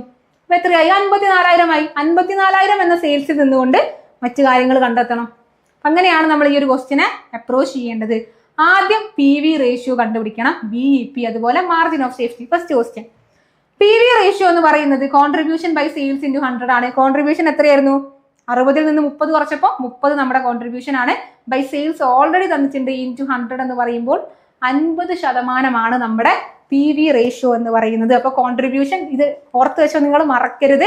C/S ഇൻറ്റു 100 എവിടെയെങ്കിലും ആവശ്യം വരാതിരിക്കൂല ആ ഒരു എക്സാമിന്. Okay, next break even point ആണ് നമ്മൾ കണ്ടെത്തേണ്ടത്. PV റേഷ്യോ, അടുത്തത് BEP. Fixed cost divided by PV ratio. Fixed cost നമുക്ക് ക്വസ്റ്റ്യനിൽ പറഞ്ഞിട്ടില്ലേ? ഉണ്ട്, 15 ക്വസ്റ്റ്യനിൽ പറഞ്ഞിട്ടുണ്ട്. ആ 15ൽ നിന്ന് മേലെ നമ്മൾ കണ്ടെത്തിയിരിക്കുന്ന 50,000 ഞാൻ തന്നെ എഴുതും, എന്നിട്ട് ഞാൻ തന്നെ കുറച്ച് വെട്ടിയ പോലെ ആക്കിയില്ലേ. അപ്പൊ 50% ആണ് നമ്മുടെ BEP. ആ PV റേഷ്യോ താഴോട്ട് ഇറങ്ങുന്നു. 15,000 ഡിവൈഡഡ് ബൈ 50% ചെയ്താൽ നമുക്ക് 30,000 എന്ന് കിട്ടും. ഈ 50%നെ നമ്മൾ എന്ത് ചെയ്യണം? ബൈ 100 ചെയ്തിട്ട് അതിന്റെ പോയിന്റ് കാണിക്കുകയാണെങ്കിൽ നമുക്ക് 30,000 എന്ന വാല്യൂ കിട്ടും. This is break even point in സെയിൽസിലെ ബ്രേക്ക് ഈവൻ പോയിന്റ് ആണിത്. ഈ ബ്രേക്ക് ഈവൻ പോയിന്റിലെ സെയിൽസിനെ നമ്മൾ എന്തിൽ നിന്ന് കുറച്ച് കഴിഞ്ഞാൽ, ആക്ച്വൽ സെയിൽസിൽ നിന്ന് കുറച്ച് കഴിഞ്ഞാൽ നമ്മുടെ മാർജിൻ ഓഫ് സേഫ്റ്റി കിട്ടി. മാർജിൻ ഓഫ് സേഫ്റ്റി എന്ന് പറയുന്നത് 60,000 മൈനസ് 30,000, ദാറ്റ് ഇസ് 30,000 ആണ് നമ്മുടെ മാർജിൻ ഓഫ് സേഫ്റ്റി. ഇനി അതല്ലെങ്കിൽ മാർജിൻ ഓഫ് സേഫ്റ്റി പെർസെൻറ്റേജ് ആയിട്ട് എങ്ങനെ കാണാം? 30/60 ഇൻറ്റു 100 എന്നുള്ള രീതിയിൽ കണ്ടാൽ നമ്മുടെ മാർജിൻ ഓഫ് സേഫ്റ്റിയുടെ പെർസെൻറ്റേജ് ആയി. അതായത് ഇവിടെ കണ്ടുപിടിച്ചിരിക്കുന്ന മാർജിൻ ഓഫ് സേഫ്റ്റി ഇല്ലേ, പെർസെൻറ്റേജിൽ കാണണമെങ്കിൽ നമ്മളിപ്പോൾ കണ്ടെത്തിയിരിക്കുന്ന മാർജിൻ ഓഫ് സേഫ്റ്റി അത് ഡിവൈഡഡ് ബൈ നമ്മുടെ ആക്ച്വൽ സെയിൽസ്. കണ്ടെത്തിയിരിക്കുന്ന margin of safety divided by actual sales into 100 ചെയ്താൽ മാർജിൻ ഓഫ് സേഫ്റ്റിയുടെ പെർസെൻറ്റേജ് വാല്യൂ കൂടെ കിട്ടി. അപ്പോൾ മാർജിൻ ഓഫ് സേഫ്റ്റി സെയിൽസ് എമൗണ്ടിലും അതുപോലെ തന്നെ പെർസെൻറ്റേജിലും രണ്ട് രീതിയിലും നോർമൽ ഉള്ള കേസിൽ നമ്മൾ കണ്ടെത്തിയിരിക്കുന്നു. ഇതിന് ശേഷം നമ്മൾ എന്ത് ചെയ്യണം? 10% ഇൻക്രീസ് ചെയ്യുന്ന സമയത്തും 10% ഡിക്രീസ് ചെയ്യുന്ന സമയത്തുമുള്ള അവസ്ഥ എന്താണ് എന്ന് നോക്കണം. അപ്പോൾ 10% ഇൻക്രീസ് ഇൻ സെയിൽസ് പ്രൈസ് എന്ന് പറയുമ്പോൾ എന്താ? ന്യൂ സെയിൽസ്, ഇപ്പൊ നമ്മൾ കണ്ടെത്തിയിരിക്കുന്ന ആ ഒരു സെയിൽസ് 60,000 പ്ലസ് 10% 66,000. ഞാൻ ക്വസ്റ്റ്യൻ ഡിസ്കസ് ചെയ്തപ്പോൾ തന്നെ പറഞ്ഞു, 60,000ന്റെ 10%, 6,000 കൂടി ആഡ് ചെയ്താൽ 10% ഇൻക്രീസ് എന്ന് കിട്ടി. 66,000. 66,000ൽ നിന്ന് നമ്മുടെ വേരിയബിൾ കോസ്റ്റിനെ കുറച്ച് കഴിഞ്ഞാൽ 36,000 ആണ് കോൺട്രിബ്യൂഷൻ എന്ന് കിട്ടി. ഈ കോൺട്രിബ്യൂഷൻ വെച്ചുകൊണ്ട് നമ്മൾ എന്ത് ചെയ്യണം? PV റേഷ്യോയെ കണ്ടെത്തണം. ഈ ഒരു സെയിൽസിന് പുതിയ നമുക്ക് കിട്ടിയിരിക്കുന്ന കോൺട്രിബ്യൂഷൻ, സെയിൽസ് മാറ്റിയപ്പോൾ 60,000 എന്ന സെയിൽസിലേക്ക് വന്ന സമയത്ത് അതിൽ നിന്ന് വേരിയബിൾ കോസ്റ്റിനെ കുറച്ച് കഴിയുമ്പോൾ കിട്ടിയിരിക്കുന്ന കോൺട്രിബ്യൂഷൻ, ആ കോൺട്രിബ്യൂഷൻ ഉപയോഗിച്ചുകൊണ്ട് നമ്മൾ പുതിയ സെയിൽസും ഉപയോഗിച്ചുകൊണ്ട് എന്ത് കണ്ടെത്തുക? PV റേഷ്യോ, പുതിയ ന്യൂ PV റേഷ്യോ കണ്ടെത്തുന്നു. ഈ ന്യൂ PV റേഷ്യോ വെച്ചുകൊണ്ട് നമ്മൾ എന്ത് കണ്ടെത്തുന്നു? BEP, നമ്മുടെ ഫിക്സഡ് കോസ്റ്റ് ഡിവൈഡഡ് ബൈ ഈ ഒരു PV റേഷ്യോ ഫിക്സഡ് കോസ്റ്റ് വെച്ച് ഡിവൈഡ് ചെയ്ത് കഴിയുമ്പോൾ നമുക്ക് നമ്മുടെ BEP സെയിൽസ് കിട്ടുന്നു. ഓക്കെ, BEP സെയിൽസ് വരെ എത്തുന്നു. BEP സെയിൽസിൽ നിന്ന് നമ്മൾ എന്തിലേക്ക് എത്തണം? Margin of safety, actual sales minus BEP sales. Actual സെയിൽസിൽ നിന്ന് ഇപ്പൊ 66,000 ആണ് ആക്ച്വൽ സെയിൽസ്. അതിൽ നിന്ന് നമ്മുടെ ബ്രേക്ക് ഈവൻ സെയിൽസ്, ഇവിടെ കണ്ടെത്തിയിരിക്കുന്ന ബ്രേക്ക് ഈവൻ സെയിൽസ് കുറച്ചാൽ പ്രസന്റ്ലി നമുക്കുള്ള മാർജിൻ ഓഫ് സേഫ്റ്റി സെയിൽസ് വാല്യൂവിൽ കിട്ടുന്നു. ഇത് നമ്മൾ 10% സെയിൽസ് ഇൻക്രീസ് ചെയ്ത സമയത്താണ് ഇങ്ങനെ കിട്ടുക. ഇനി നമ്മൾ എന്ത് ചെയ്യണം? ഒരു ക്വസ്റ്റ്യനും കൂടി ഉണ്ട്. 10% ഡിക്രീസ് ചെയ്യുന്ന സമയത്ത് എന്തായിരിക്കും വാല്യൂ എന്ന് കൂടെ നമ്മൾ കണ്ടെത്തണം.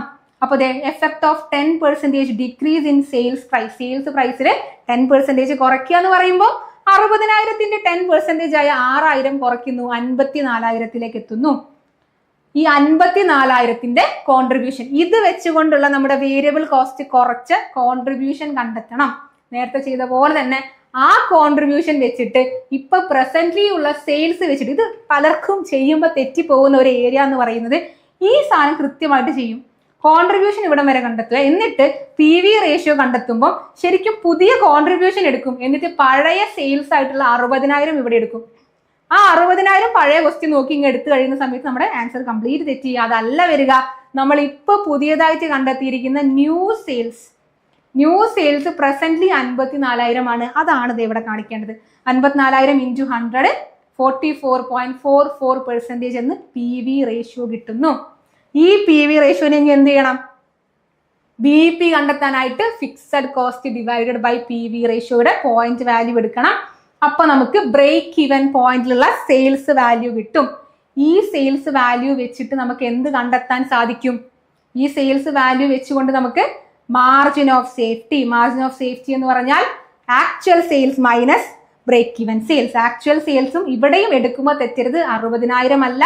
ഇപ്പൊ നമ്മൾ 6,000 കുറച്ചതിന് ശേഷം നമ്മുടെ ആക്ച്വൽ സെയിൽസ് എന്ന് പറയുന്നത് 54,000 ആണ്. 54,000-ൽ നിന്ന് 33,750 20,250 എന്ന് നമുക്ക് മാർജിൻ ഓഫ് സേഫ്റ്റി കിട്ടും. മാർജിൻ ഓഫ് സേഫ്റ്റി കിട്ടിയില്ലേ? യെസ്, മാർജിൻ ഓഫ് സേഫ്റ്റി കിട്ടി. ഇതോടുകൂടെ നമ്മുടെ ഈ ക്വസ്റ്റ്യൻ നിങ്ങൾ ഒന്നുകൂടെ ഒന്ന് ഡീറ്റെയിൽ ആയിട്ട് നോക്കുക. കാരണം ചെറിയൊരു ഐഡിയ മാത്രമാണ് ഇതിൽ മാർക്ക് സ്കോർ ചെയ്യാൻ പറ്റുന്നത്. essay ഒക്കെ വന്നാൽ അടിപൊളിയായിട്ട് മാർക്ക് കിട്ടും അല്ലേ? അപ്പൊ അടുത്ത ഒരു പ്രോബ്ലം ക്വസ്റ്റ്യൻ എന്ന് പറയുന്നത്, ഈ question A company manufacturers and cell 3 items XYZ എന്ന് പറയുന്ന 3 items ഒരു കമ്പനി വിൽക്കുന്നു. All 3 products are from the same set of machine. ഒരേ മെഷീനിൽ നിന്ന് തന്നെയാണ് എന്ത് ചെയ്യുന്നത്? ഈ പ്രൊഡക്റ്റുകളെല്ലാം നിർമ്മിക്കുന്നത്. Production is limited by machine capacity. Prioritise the items so as to maximise profit. ഈ ക്വസ്റ്റ്യൻ ഏത് ഏരിയയിൽ നിന്നാണ് വന്നിരിക്കുന്നതെന്ന് നിങ്ങൾക്ക് മനസ്സിലായോ? ഏത് ഭാഗത്ത് നിന്നാണ് ഈ ഒരു ക്വസ്റ്റ്യൻ? ഏത് യൂണിറ്റിൽ നിന്നാണ്? ജസ്റ്റ് ഒന്ന് പറഞ്ഞേ, ഏത് യൂണിറ്റിൽ നിന്നാണ് ഈ ക്വസ്റ്റ്യൻ വന്നിരിക്കുന്നത്? ആർക്കെങ്കിലും മനസ്സിലായോ? ആർക്കെങ്കിലും എന്തെങ്കിലും ഐഡിയ ഉണ്ടോ ഈ യൂണിറ്റ് ഏതാണെന്നുള്ളത്? ഞാൻ തന്നെ പറയാം അല്ലേ. അപ്പോൾ ഇത് നമ്മുടെ സെക്കൻഡ് യൂണിറ്റ്, ബ്ലോക്ക് 1-ലെ സെക്കൻഡ് യൂണിറ്റ് ആയിട്ടുള്ള മാർജിനൽ കോസ്റ്റിന്റെ ആപ്ലിക്കേഷൻസ് ഇൻ ഡിസിഷൻ മേക്കിംഗ് എന്ന് പറയുന്ന യൂണിറ്റിൽ കീ ഫാക്ടർ അനാലിസിസിന്റെ ഏരിയ ആണ്. കീ ഫാക്ടർ അനാലിസിസ് അതായത് ഒരു കമ്പനിയെ ലിമിറ്റ് ചെയ്യുന്ന ഒരു പ്രധാനപ്പെട്ട ഫാക്ടർ, ആ കമ്പനിയുടെ പ്രൊഡക്ഷനെ പോലും നിർത്തിവെക്കാൻ മാത്രം കെൽപ്പുള്ള ഒരു ഇമ്പോർട്ടന്റ് ഫാക്ടറിനെയാണ് നമ്മൾ കീ ഫാക്ടർ എന്ന് പറയുക. അപ്പോൾ ഈ ഒരു കേസിൽ കീ ഫാക്ടർ അനാലിസിസിൽ മാർജിനൽ കോസ്റ്റിംഗ് അപ്ലൈ ചെയ്യുന്ന സമയത്ത് നമ്മൾ എങ്ങനെയാണ് ഏത് പ്രൊഡക്റ്റ് ആണ് ഏറ്റവും ബെനിഫിഷ്യൽ എന്ന് പറയുക എന്ന് ചോദിക്കുന്ന സമയത്ത് ഇവിടെ ഈ ഒരു പ്രൊഡക്ഷന്റെ ഏറ്റവും ബെസ്റ്റ് ആയിട്ടുള്ള മിക്സ് കൂടെ നമ്മൾ കണ്ടെത്തേണ്ടതായിട്ടുണ്ട്. റാങ്ക് ചെയ്തിട്ട് ഏത് പ്രൊഡക്റ്റിനാണ് ഏറ്റവും ഇമ്പോർട്ടൻസ് കൊടുക്കേണ്ടത്. നമ്മുടെ കയ്യിലുള്ള റിസോഴ്സ് കുറച്ച് കുറവാണെങ്കിലും ഈ പ്രൊഡക്റ്റിനേക്ക് കോൺസെൻട്രേറ്റ് ചെയ്താലേ നമുക്ക് പ്രോഫിറ്റ് ഉണ്ടാവൂ. ഏത് പ്രൊഡക്റ്റിലാണ് അങ്ങനെ നമ്മൾ കോൺസെൻട്രേറ്റ് ചെയ്യേണ്ടത് എന്ന് കണ്ടെത്തുന്ന സമയത്ത് നോർമലി മാർജിനൽ കോസ്റ്റിംഗിൽ നമ്മൾ കോൺട്രിബ്യൂഷൻ ആണ് ഇമ്പോർട്ടൻസ് കൊടുക്കുന്നത്. അപ്പോൾ സാധാരണഗതിയിലാണെങ്കിൽ നമ്മൾ എങ്ങനെ ഇത് ചെയ്യാം? ഈ ഒരു തന്നിരിക്കുന്ന ഡാറ്റ യൂസ് ചെയ്തിട്ട് കോൺട്രിബ്യൂഷൻ പെർ യൂണിറ്റ് കണ്ടെത്തുക. ഈ കോൺട്രിബ്യൂഷൻ പെർ യൂണിറ്റിൽ ഏറ്റവും കോൺട്രിബ്യൂഷൻ തരുന്ന ഏത് പ്രൊഡക്റ്റ് ആണോ ആ പ്രൊഡക്റ്റിന് നല്ലതാണ്, അതാണ് ഫസ്റ്റ്, സെക്കൻഡ്, തേർഡ് എന്ന രീതിയിൽ നമുക്ക് എടുക്കാമായിരുന്നു. പക്ഷേ ലിമിറ്റിംഗ് ഫാക്ടർ ഉണ്ട്, മെഷീൻ കപ്പാസിറ്റി. മെഷീൻ കപ്പാസിറ്റിയാണ് ഇവിടുത്തെ ലിമിറ്റിംഗ് ഫാക്ടർ. അപ്പൊ അതുകൊണ്ട് തന്നെ നോർമലി ഉള്ള നമ്മുടെ കോൺട്രിബ്യൂഷനെ മെഷീൻ കപ്പാസിറ്റിയുടെ പെർ മെഷീൻ കപ്പാസിറ്റി എന്ന രീതിയിൽ നമ്മൾ ഓരോ പ്രൊഡക്റ്റിന്റെയും കോൺട്രിബ്യൂഷൻ കണ്ടെത്തണം. അതിനെ കമ്പയർ ചെയ്തിട്ടാണ് നമ്മൾ ഏത് പ്രൊഡക്റ്റാണ് നമ്മൾ ഏറ്റവും കൂടുതൽ ഇമ്പോർട്ടൻസ് കൊടുത്ത് പ്രൊഡ്യൂസ് ചെയ്യേണ്ടത് എന്ന് തീരുമാനിക്കേണ്ടത്. അപ്പോൾ ഈ ഒരു കേസിൽ raw material cost per unit, direct labour per unit, other variable cost, ഇത് മൂന്നും എന്താണ്? Direct labour, direct raw material, direct overhead എന്നൊക്കെ പറയുന്നത് നമ്മുടെ എക്സ്പെൻസ്, അതായത് നമ്മുടെ വേരിയബിൾ കോസ്റ്റ് ആണ്. ഇതെല്ലാം നമ്മുടെ വേരിയബിൾ കോസ്റ്റുകളാണ്. സെല്ലിംഗ് പ്രൈസ് പെർ യൂണിറ്റ് തന്നിട്ടുണ്ട്. ജസ്റ്റ് ഒന്ന് റീഓർഡർ ചെയ്യണം അല്ലേ നമ്മൾ. ഈ സെല്ലിംഗ് പ്രൈസ് പെർ യൂണിറ്റ് 5, 6, 7 ഇതിൽ നിന്ന് ഈ മുകളിലെ ഡാറ്റാസിനെ എന്ത് ചെയ്യുക? ലെസ് ചെയ്താൽ നമുക്ക് കോൺട്രിബ്യൂഷൻ പെർ യൂണിറ്റ് കിട്ടും. ഇതെല്ലാം വേരിയബിൾ കോസ്റ്റുകളാണ്. ആ വേരിയബിൾ കോസ്റ്റുകളെ ടോട്ടൽ ചെയ്തിട്ട് ഒരു പ്രൊഡക്റ്റിന്റെ മാത്രം ടോട്ടൽ ചെയ്തിട്ട് സെല്ലിംഗ് പ്രൈസിൽ നിന്ന് കുറച്ചാൽ നമുക്ക് എന്ത് കിട്ടും? നമ്മുടെ കോൺട്രിബ്യൂഷൻ പെർ യൂണിറ്റ് കിട്ടും. ആ കോൺട്രിബ്യൂഷൻ പെർ യൂണിറ്റിനെ മെഷീൻ ഹവേഴ്സ്, അത് മിനിറ്റുകളിലാണ് തന്നിരിക്കുന്നത്. മെഷീൻ കപ്പാസിറ്റി, ആ മെഷീൻ കപ്പാസിറ്റി വെച്ച് ഡിവൈഡ് ചെയ്താൽ contribution per minute of machines, machine കപ്പാസിറ്റിയുടെ ബേസിസിലുള്ള ഓരോ പ്രൊഡക്റ്റിൻ്റെയും കോൺട്രിബ്യൂഷൻ കിട്ടും. അങ്ങനെ കിട്ടിയാൽ അതിൽ ഏറ്റവും കൂടുതൽ കോൺട്രിബ്യൂഷൻ ഏത് കമ്പനിക്ക്, ഏത് പ്രൊഡക്റ്റിനാണോ ആ പ്രൊഡക്റ്റിനെ നമുക്ക് എന്ത് ചെയ്യാം, റാങ്ക് 1, 2, 3 കൊടുക്കുക എന്നാണ് നമ്മൾ ഈ ഒരു ക്വസ്റ്റ്യന്റെ മെയിൻ ഒബ്ജക്റ്റീവ് എന്ന് പറയുന്നത്. അപ്പം ആദ്യം സെല്ലിംഗ് പ്രൈസിനെ എടുത്തെഴുതുന്നുണ്ട്. സെല്ലിംഗ് പ്രൈസിൽ നിന്ന് വേരിയബിൾ കോസ്റ്റുകളെ നമ്മൾ ലെസ് ചെയ്യണം. വേരിയബിൾ കോസ്റ്റിനെ ലെസ് ചെയ്യാനായിട്ട് റോ മെറ്റീരിയൽ, ലേബർ, അതുപോലെ അതർ വേരിയബിൾ കോസ്റ്റ്, ഈ 3 കാര്യങ്ങളെയും നമ്മൾ എന്ത് ചെയ്യണം, ആദ്യം ടോട്ടൽ ചെയ്യണം. ഇത് 3ഉം നമ്മുടെ വേരിയബിൾ കോസ്റ്റുകളാണ്. 3 വേരിയബിൾ കോസ്റ്റുകളെയും നമ്മൾ ടോട്ടൽ ചെയ്യുന്നു. അങ്ങനെ ടോട്ടൽ ചെയ്തതിന് ശേഷം, വേരിയബിൾ കോസ്റ്റുകളെ ടോട്ടൽ ചെയ്തതിന് ശേഷം നമ്മൾ എന്ത് ചെയ്യണം, ഇവിടെ ഞാൻ സെയിം കളറിൽ കൊടുത്തിരിക്കുന്ന ഈ ഒരു പർപ്പിൾ ഷെയ്ഡിൽ കൊടുത്തിരിക്കുന്ന 2 ഡാറ്റാസും തമ്മിൽ എന്ത് ചെയ്യുക, മൈനസ് ചെയ്യുക. സെല്ലിംഗ് പ്രൈസിൽ നിന്ന് ടോട്ടൽ വേരിയബിൾ കോസ്റ്റിനെ മൈനസ് ചെയ്യുമ്പോൾ നമുക്ക് കോൺട്രിബ്യൂഷൻ പെർ യൂണിറ്റ്, ഈച്ച് പ്രൊഡക്റ്റിന്റെയും കോൺട്രിബ്യൂഷൻ പെർ യൂണിറ്റ് കിട്ടും. ഇപ്പൊ നിങ്ങൾ നോക്കി വെക്കുക, ഈ സമയത്ത് 1.95 പ്രൊഡക്റ്റ് എക്സിനാണ്. ഇവിടെ വെച്ച് നമ്മൾ ചിന്തിക്കുന്ന സമയത്ത് പ്രൊഡക്റ്റ് എക്സ് ആണ് നമ്മൾ കൂടുതൽ ഇമ്പോർട്ടൻസ് കൊടുത്ത് പ്രൊഡ്യൂസ് ചെയ്യേണ്ടത്. 1, 2, 3 എന്നാണ് ഇരിക്കുന്നത് ഇപ്പോഴത്തെ ഒരു പ്രൊഡക്ഷൻ. അതായത് എക്സിനാണ് ഫസ്റ്റ്, പ്രൊഡക്റ്റ് വൈക്കാണ് സെക്കൻഡ്, സെഡിന് തേർഡ് എന്ന രീതിയിലാണ് ഇപ്പോഴത്തെ ഒരു റാങ്കിങ് വരേണ്ടത്. എന്നാൽ നമ്മളോട് പറഞ്ഞിരിക്കുന്നത് ലിമിറ്റിംഗ് ഫാക്ടർ ഉണ്ട്. ആ ലിമിറ്റിംഗ് ഫാക്ടർ എന്ന് പറയുന്നത് ഏതാണ്, മെഷീൻ ആണ്. മെഷീൻ കപ്പാസിറ്റിയാണ് ലിമിറ്റിംഗ് ഫാക്ടർ. ഓരോന്നിന്റെയും മെഷീൻ മിനിറ്റുകൾ നമുക്ക് തന്നിട്ടുണ്ട്. അപ്പൊ നമ്മൾ കോൺട്രിബ്യൂഷൻ, കണ്ടെത്തിയ കോൺട്രിബ്യൂഷൻ ഡിവൈഡഡ് ബൈ മിനിറ്റ് ചെയ്യണം. കോൺട്രിബ്യൂഷനെ ഡിവൈഡഡ് ബൈ മിനിറ്റ് ചെയ്യുന്ന സമയത്ത് 0.05, 0.09, 0.055 3 വാല്യൂസ് നമുക്ക് കിട്ടുന്നുണ്ട്. ഇതിൽ ഏറ്റവും വലിയ വാല്യൂ എന്ന് പറയുന്നത് പ്രൊഡക്റ്റ് വൈയുടെയാണ് ഏറ്റവും വലിയ വാല്യൂ. പ്രൊഡക്റ്റ് വൈ ആണ് ഇവിടെ ഫസ്റ്റ് റാങ്ക് കിട്ടിയിരിക്കുന്നത്. 0.09 ആണ് ഇവിടുത്തെ മെയിൻ ഏറ്റവും വലിയത്. അല്ലേ കൺഫ്യൂഷൻ ഉണ്ടോ? അത് 0.09 ആണ് ഇവിടുത്തെ വലിയ വാല്യൂ എന്ന് പറയുന്നത്. അതുപോലെ അടുത്തതോ 0.055 ആണ്. ഇവിടെ 50 ആണ് അല്ലെ, അപ്പൊ അതിനേക്കാളും വലുത് 55 ആണ്. അപ്പൊ 55 ആണ് രണ്ടാമത്തെ റാങ്കിങ് കൊടുക്കേണ്ടത്. മൂന്നാമത്തത് 5 നോർമൽ 0.05നാണ് മൂന്നാമത്തെ റാങ്കിങ്. ഞാൻ ഇപ്പൊ നിങ്ങൾക്ക് തന്ന ഈ ഒരു ക്വസ്റ്റ്യനിൽ ഞാനിവിടെ 1, 2, 3 എന്ന് ഒരു പിക്ചർ ഒക്കെ വെച്ചിട്ടുണ്ട്. പക്ഷെ നിങ്ങളൊരു എസ്സേ അറ്റൻഡ് ചെയ്യുന്ന സമയത്ത് ഈ ടേബിൾ വരെ ഓക്കെ, അതിനുശേഷം നമ്മൾ എന്തെഴുതണം, കൃത്യമായ ഡിസിഷൻ എന്താണ്, നമ്മൾ ഒരു കമ്പനി എന്ന രീതിയിൽ ആ കമ്പനി എടുക്കേണ്ട ഡിസിഷൻ എന്താണ് എന്ന് നമ്മൾ എഴുതണം. അങ്ങനെ ഞാൻ അടുത്ത പേജിൽ അത് കൊടുത്തിട്ടുണ്ട്. റാങ്ക് 1 നൽകേണ്ടത് പ്രൊഡക്റ്റ് വൈക്കാണ്. ഫോർ 0.09 പെർ മിനിറ്റ് ആണ് അതിന്റെ contribution on the basis of machine capacity. Machine കപ്പാസിറ്റിയുടെ ബേസിസിൽ കോൺട്രിബ്യൂഷൻ എന്ന് പറയുന്നത് 0.09 ആണ്. അതുപോലെ തന്നെ റാങ്ക് 2 നൽകേണ്ടത് പ്രൊഡക്റ്റ് സെഡിനാണ്. ₹0.055 പെർ മിനിറ്റ് ആണ് ഇവിടെ അടുത്ത ഒരു റാങ്ക് കൊടുക്കേണ്ടത്. അതിനുശേഷം തേർഡ്. പക്ഷെ നമ്മൾ നേരത്തെ പറഞ്ഞ സമയത്ത് ജസ്റ്റ് കോൺട്രിബ്യൂഷൻ മാത്രം നോക്കിയ സമയത്ത് XYZ എന്നാണ് പറഞ്ഞത്. നേരെ ഇപ്പം മാറിയില്ലേ? അതാണ് മിനിറ്റ്. അവിടെ ലിമിറ്റിംഗ് ഫാക്ടർ ഉണ്ടായിരുന്നത് കൊണ്ട് ആ ലിമിറ്റിംഗ് ഫാക്ടറിന്റെ ബേസിസിൽ കോൺട്രിബ്യൂഷൻ കാണുമ്പോൾ നമ്മുടെ കാര്യങ്ങളെല്ലാം മാറുന്നുണ്ട്. YZX എന്ന രീതിയിൽ വരുന്നു. അതിനൊരു ഫൈനൽ റെക്കമെൻഡേഷൻ ആയിട്ട് the company should utilise its limited capacity to fulfil the demand for the product Y. First product വൈക്കാണ് ഈ ലിമിറ്റഡ് ആയിട്ടുള്ള കപ്പാസിറ്റി ആദ്യം തന്നെ ഉപയോഗിക്കേണ്ടത്.